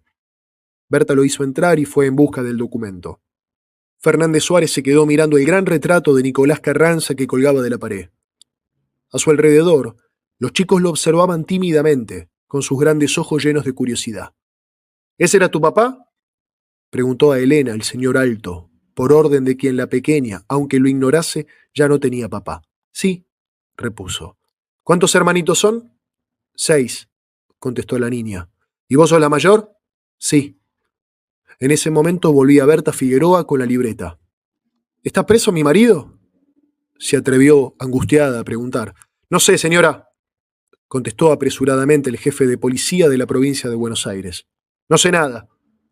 Y agregó desde el jeep, con voz más ronca que antes. «La libreta la piden de La Plata, es por un trámite». La tarde del 10 de junio un hombre joven, hondamente preocupado, caminaba hacia la calle Franklin de Florida. En el trayecto lo paró una mujer a quien no conocía. «¿Usted es algo de Brión?», le preguntó. «Hermano», repuso. «Quédese tranquilo», dijo ella entonces. «Horacio y Mario también». Y antes que él pudiese preguntar más, la desconocida se marchó apresuradamente. Era una noticia, la primera, desde la desaparición de Mario la noche antes. Los hechos posteriores se encargarían de desmentirla, pero el misterioso incidente iba a despertar, aún frente a la evidencia, las más crueles e irracionales esperanzas. Un cuñado de Mario no tardó en averiguar que lo habían detenido y fue a la unidad regional a preguntar por él. Allí, según una versión indirecta, habría ocurrido un singular episodio. «¿Cómo era su cuñado?», preguntó el oficial de guardia. «Era», comenzó el pariente de Mario, y clavando de golpe la mirada en su interlocutor, exclamó asombrado: «Vea, era igual usted». Ante esas inesperadas palabras, parece que el oficial fue víctima de una crisis nerviosa y se puso a llorar. El cadáver de Mario estaba en el Policlínico San Martín, y de allí fue a retirarlo su padre. Apenas se lo dejaron ver unos segundos. De un golpe replegaron la sábana que lo cubría, de otro golpe volvieron a taparlo. Meses más tarde, don Manuel Brión recibió una misteriosa llamada telefónica. «¿Usted es el padre de Mario?», preguntó una voz. «Sí. Quiero hablarle de su hijo». «¿Quién es usted?». «Soy un marinero. Acabo de volver del sur. Lo espero esta noche junto al paredón de la escuela de mecánica». Mencionó la hora y el lugar exacto. Un temor innombrable impidió al anciano acudir a la cita. Pero desde entonces empezó a dudar de lo que había visto en la morgue del policlínico, y solo las palabras que ya hemos citado del sereno del depósito lo confirmaron en la cruel realidad. Entretanto se estaba librando una sorda batalla por la vida de Juan Carlos Libraga. Del policlínico un jeep conducido por el comisario inspector Torres lo lleva a la comisaría primera de Moreno, donde lo arrojan desnudo a un calabozo, sin asistencia médica y sin alimentos. No le dan entrada en los libros. ¿Para qué? Probablemente están esperando capturar a los otros fugitivos para volver a fusilarlo con más tranquilidad. O quieren que se muera solo. Pero sus familiares no se quedan quietos. Uno de ellos consigue llegar hasta el coronel Arribau. Hay fuertes indicios de que la mediación de este militar impide que se vuelva a ejecutar la pena. Don Pedro Libraga, por su parte, apela directamente a la Casa Rosada. El 11 de junio a las 19 horas, despacha desde Florida el siguiente telegrama colacionado, recibido a las 19:15 horas y dirigido al excelentísimo señor presidente de la Nación, general Pedro Eugenio Aramburu, Casa de Gobierno, Buenos Aires. En mi carácter, padre Juan Carlos Libraga, fusilado, madrugada, día 10, sobre ruta 8, pero que sobrevivió siendo posteriormente asistido a Policlínico San Martín, de donde fuera retirado domingo alrededor 20 horas, desconociendo nuevo paradero. Ruego ansiosamente su humana intervención para evitar sea nuevamente ajusticiado, asegurándole se trata confusiones, pues es ajeno a todo movimiento. Pedro Libraga. La respuesta no tarda en llegar. Es el telegrama número 1185, despachado de Casa de Gobierno el 12 de junio de 1956 a las 13:23 horas, recibido a las 20:37 horas y dirigido a don Pedro Libraga, Florida, que dice: referente telegrama fecha 11. Informo su hijo, Juan Carlos, fue herido durante tiroteo, escapado posteriormente, fue detenido y se encuentra alojado comisaría Moreno, jefe casa militar. Los familiares de Juan Carlos vuelan a la comisaría de Moreno, y allí se repite la vieja artimaña policial. Juan Carlos, aseguran los mismos empleados que acaban de verlo tirado en un calabozo, no ha estado nunca allí. Es inútil que don Pedro Libraga muestre el telegrama de la presidencia. Juan Carlos no está, ellos no lo conocen, y hasta ponen un aire profesional de inocencia en lo que dicen. Más tarde, frente al juez, el comisario dirá que nadie fue a visitarlo. Su familia remueve cielo y tierra, estérilmente. El muchacho no aparece y ya nadie tiene noticias suyas. Con el lento paso de los días, don Pedro se va haciendo a la dura idea. En Florida todos dan por muerto a su hijo. Pero Juan Carlos no ha muerto. Sobrevive prodigiosamente a sus heridas infectadas, a sus dolores atroces, al hambre, al frío, en la húmeda mazmorra de Moreno, por las noches del ira. En realidad ya no existen noches y días para él. Todo es un resplendor incierto donde se mueven los fantasmas de la fiebre, que a menudo asumen las formas indelebles del pelotón. Cuando acaso por piedad le dejan a la puerta las sobras del rancho, y se arrastra como un animalito hacia ellas, comprueba que no puede comer, que su destrozada dentadura guarda todavía lacerantes posibilidades de dolor dentro de esa masa informe y embotada que es su rostro. Y así pasan los días. La venda que le pusieron en el hospital se va pudriendo, sola se cae a pedacitos infectos. Juan Carlos Libraga es el leproso de la Revolución Libertadora. Nada tendríamos que decir en defensa del entonces comisario de Moreno, Gregorio de Paula. Es inútil que un hombre pretenda escudarse en órdenes superiores cuando esas órdenes incluyen el asesinato lento de otro hombre inerme e inocente. Pero un resto de piedad debía quedarle esa noche en que llegó al calabozo trayendo con la punta de los dedos una manta usada hasta entonces para abrigar al perro de la comisaría. La dejó caer sobre Libraga y le dijo: esto no se puede, pibe. Hay órdenes de arriba, pero te la traigo de contrabando. Bajo esa manta, Juan Carlos Libraga quedó extrañamente hermanado con el animal que antes cobijara. Era, más que nunca, el perro leproso de la Revolución Libertadora. En su calabozo de la comisaría primera de San Martín, Giunta escucha una risa larga que parece venir de lejos. Rueda por los pasillos y galerías y de pronto estalla a su lado. Es él mismo quien se ríe, él, Miguel Ángel Giunta. Lo comprueba al llevarse la mano a la boca y sofocar el flujo histérico de la risa que le brota inadvertido de adentro. Más de una vez ha tenido que reprimirse de este modo, razonar, decirse en voz alta: quieto, soy yo, no tengo que dejarme llevar. Pero luego el torbellino lo arrastra nuevamente. Habla solo, ríe, llora, divaga y explica y vuelve a caer en el pozo del terror donde está la silueta de Rodríguez Moreno, alta contra los eucaliptos nocturnos, en la mano una pistola que brilla fríamente y hombres que retroceden, 1, 2, 3 pasos, para hacer puntería con los fusiles. Y luego el zumbido inolvidable y perverso de las balas, el tropel de los fugitivos, el plop de un proyectil al penetrar en la carne, y el ¡ah! Desgarrado que suelta un hombre al caer en plena carrera, 2 pasos detrás de él. Giunta sacude la cabeza entre las manos y murmura: soy yo, estoy bien, soy yo, estoy bien. Pero cada rumor que escucha en los pasillos renueva su agonía. Vienen a llevarme, piensa. Ahora me fusilan de nuevo. El sueño por fin lo redime.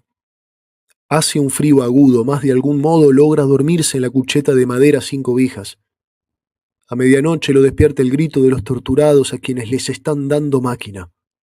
De él, sin embargo, nadie se ocupa, ni siquiera le hablan.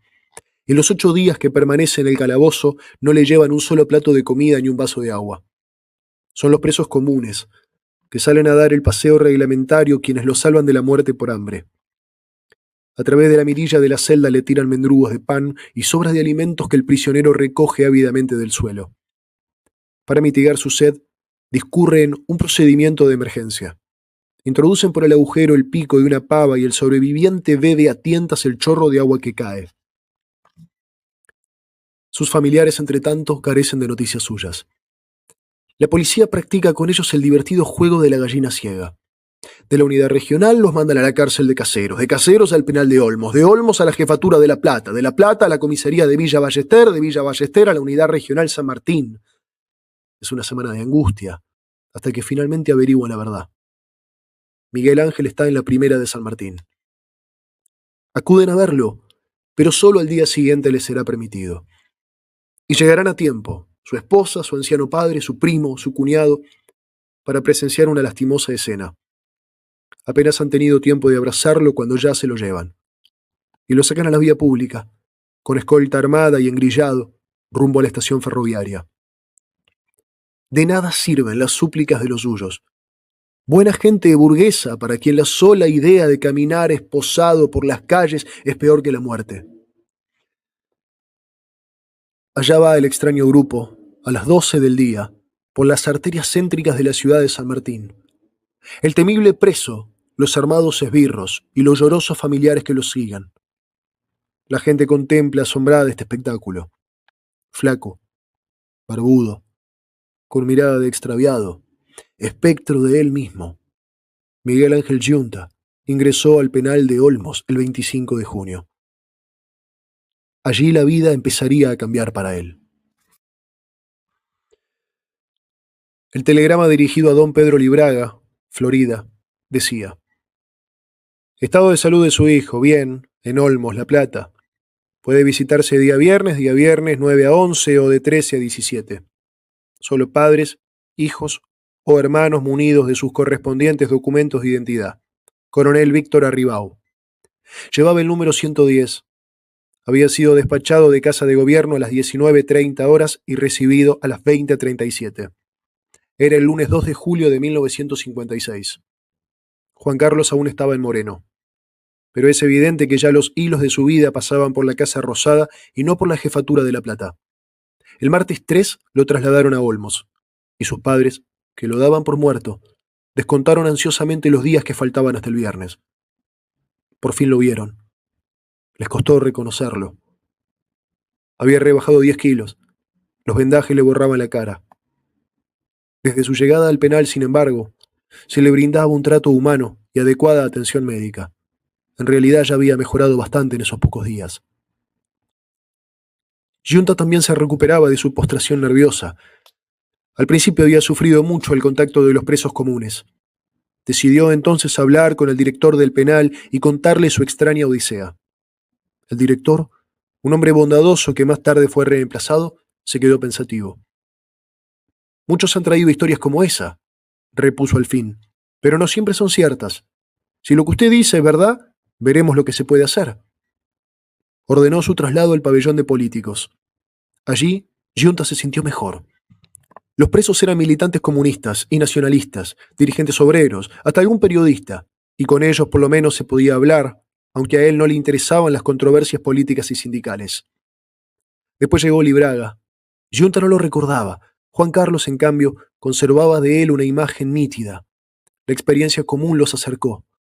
Al principio Libraga había preferido permanecer entre los delincuentes comunes, aún temía por su vida y pensaba que allí pasaba más inadvertido. Después, sus aprensiones disminuyeron y pidió pasar al otro pabellón. Entre los presos circulaba con insistencia el nombre de un letrado platense, el doctor Boncoche. Se citaban casos de detenidos puestos en libertad merced a su intervención. El doctor Máximo Boncoche, abogado de 32 años, con activa militancia en el radicalismo intransigente, dedicaba en efecto su notorio dinamismo a la defensa de presos gremiales. Entre ellos, los numerosos petroleros torturados por la policía bonaerense. Giunta y Libraga pidieron hablar con él, y el doctor Boncoche escuchó con asombro el relato de lo sucedido aquella madrugada del 10 de junio en las afueras de José León Suárez. En el acto asumió la defensa de los dos sobrevivientes. Y vista la falta de proceso judicial, estaban a disposición del Poder Ejecutivo, y de causas reales que justificaran su encarcelamiento, solicitó que fueran puestos en libertad. La noche del 16 de agosto de 1956, los presos del pabellón político se disponían a acostarse, cuando la voz de un guardia reclamó: ¡Población, silencio! Y luego: los que yo vaya nombrando pasen con todo. Un estremecimiento corrió por el pabellón. Algunos iban a salir en libertad, otros se quedarían. Todos escuchaban con avidez, mientras los que eran nombrados recogían febrilmente sus cosas. Miguel Ángel Giunta, recitaba el guardia. Juan Carlos Libraga. Eran los dos últimos de la lista. Se miraron incrédulos, se abrazaron. Después se les ocurrió simultáneamente la misma idea. A lo mejor era una trampa para matarlos. Pero a la salida del pabellón, apoyado en una columna, los esperaba el doctor Boncoche. Sonreía. Giunta dice que nunca olvidará ese momento. Esa misma noche el abogado lo llevó a la jefatura de policía de La Plata para avisar sus órdenes de excarcelación. En la de Giunta, en el rubro causa, había una expresiva línea de guiones escritos a máquina. Sin causa, en efecto, se había pretendido fusilarlo. Sin causa, se lo había torturado moralmente hasta los límites de la resistencia humana. Sin causa, se lo había condenado al hambre y la sed. Sin causa, se lo había engrillado y esposado. Y ahora, en virtud de un simple decreto que llevaba el número 14.975, se lo restituía al mundo. Giunta y Libraga debían su libertad y aún su vida, amén de los esfuerzos del doctor Boncoche, a una circunstancia fortuita. No eran, como ellos creían, los únicos testigos sobrevivientes de la Operación Masacre. La policía bonaerense había tratado de capturar a los demás fugitivos y recuperar las pruebas, sobre todo los recibos expedidos por la Unidad Regional San Martín. Logrado eso, es probable que todo, personas y cosas, hubieran desaparecido en una final y silenciosa hecatombe. Pero la tentativa había fracasado, y la Operación Masacre, aún eliminando a Giunta y Libraga, iba a ser ampliamente conocida, aquí y en el extranjero. Gavino se había asilado en la embajada de Bolivia antes de que se apagaran los ecos de los últimos fusilamientos. Cuando viajó a aquel país, llevaba consigo el recibo. Julio Troxler y Reinaldo Benavides tampoco pudieron ser detenidos. A mediados de octubre se refugiaron en la misma embajada y el 3 de noviembre un avión los condujo a La Paz. El 17 de octubre, un hombre alto y moreno llegaba caminando tranquilamente a la entrada de la sede diplomática, en la calle Corrientes al 500. En el acto, 2 pesquisas de civil se lanzaron sobre él y alcanzaron a manotearlo, pero ya era tarde. Juan Carlos Torres, el inquilino del departamento del Fondo, acababa de sustraerse a Fernández Suárez y pisaba suelo extranjero. En junio de 1957 también viajó a Bolivia. Don Horacio Dicciano estuvo 4 meses oculto antes de volver temerosamente a su casa de Florida. La experiencia de terror había dejado hondas huellas en él. Habían querido matarlo a mansalva. Durante interminables segundos había esperado bajo los faros de la camioneta policial el tiro de gracia que no llegó. Sin haber cometido ningún delito, estaba prófugo. Había perdido su empleo después de 16 años de servicio y ahora estaba dilapidando sus ahorros en el sostén de su familia. Él nunca comprenderá nada de lo ocurrido. Libraga y Giunta volvieron a trabajar. El primero como albañil ayudando a su padre, el segundo en su viejo empleo. El sargento Díaz no escapó del todo a la furia desencadenada aquella noche de junio. Estuvo largos meses preso en Olmos. En los cementerios de Boulogne, San Martín, Olivos, Chacarita, modestas cruces recuerdan a los caídos. Nicolás Carranza, Francisco Garibotti, Vicente Rodríguez, Carlos Lizaso, Mario Brión. En Montevideo, poco tiempo después de conocer la noticia, había muerto don Pedro Lizaso, el padre de Carlitos. En sus últimos días le oyeron repetir incesantemente: yo tengo la culpa, yo tengo la culpa. A fines de 1956, Vicente Damián Rodríguez hubiera sido padre de su cuarto hijo. Su mujer, desesperada y roída por la miseria, se resignó a perderlo. 16 huérfanos dejó la masacre: 6 de Carranza, 6 de Garibotti, 3 de Rodríguez, 1 de Brión. Esas criaturas, en su mayor parte prometidas a la pobreza y al resentimiento, sabrán algún día, saben ya, que la Argentina libertadora y democrática de junio de 1956 no tuvo nada que envidiar al infierno nazi. Ese es el saldo. Pero lo que a mi juicio simboliza mejor que nada la irresponsabilidad, la ceguera, el oprobio de la Operación Masacre, es un pedacito de papel. Un rectángulo de papel oficial de 25 centímetros de alto por 15 de ancho. Tiene fecha varios meses posterior al 9 de junio de 1956 y está expedido, después del trámite previo en todas las policías provinciales, incluso la bonaerense, a nombre de Miguel Ángel Giunta, el fusilado sobreviviente. Sobre el fondo de un escudo celeste y blanco constan su nombre y el número de su cédula de identidad. Arriba dice República Argentina, Ministerio del Interior, Policía Federal. Y luego, en letras más grandes, 4 palabras: certificado de buena conducta.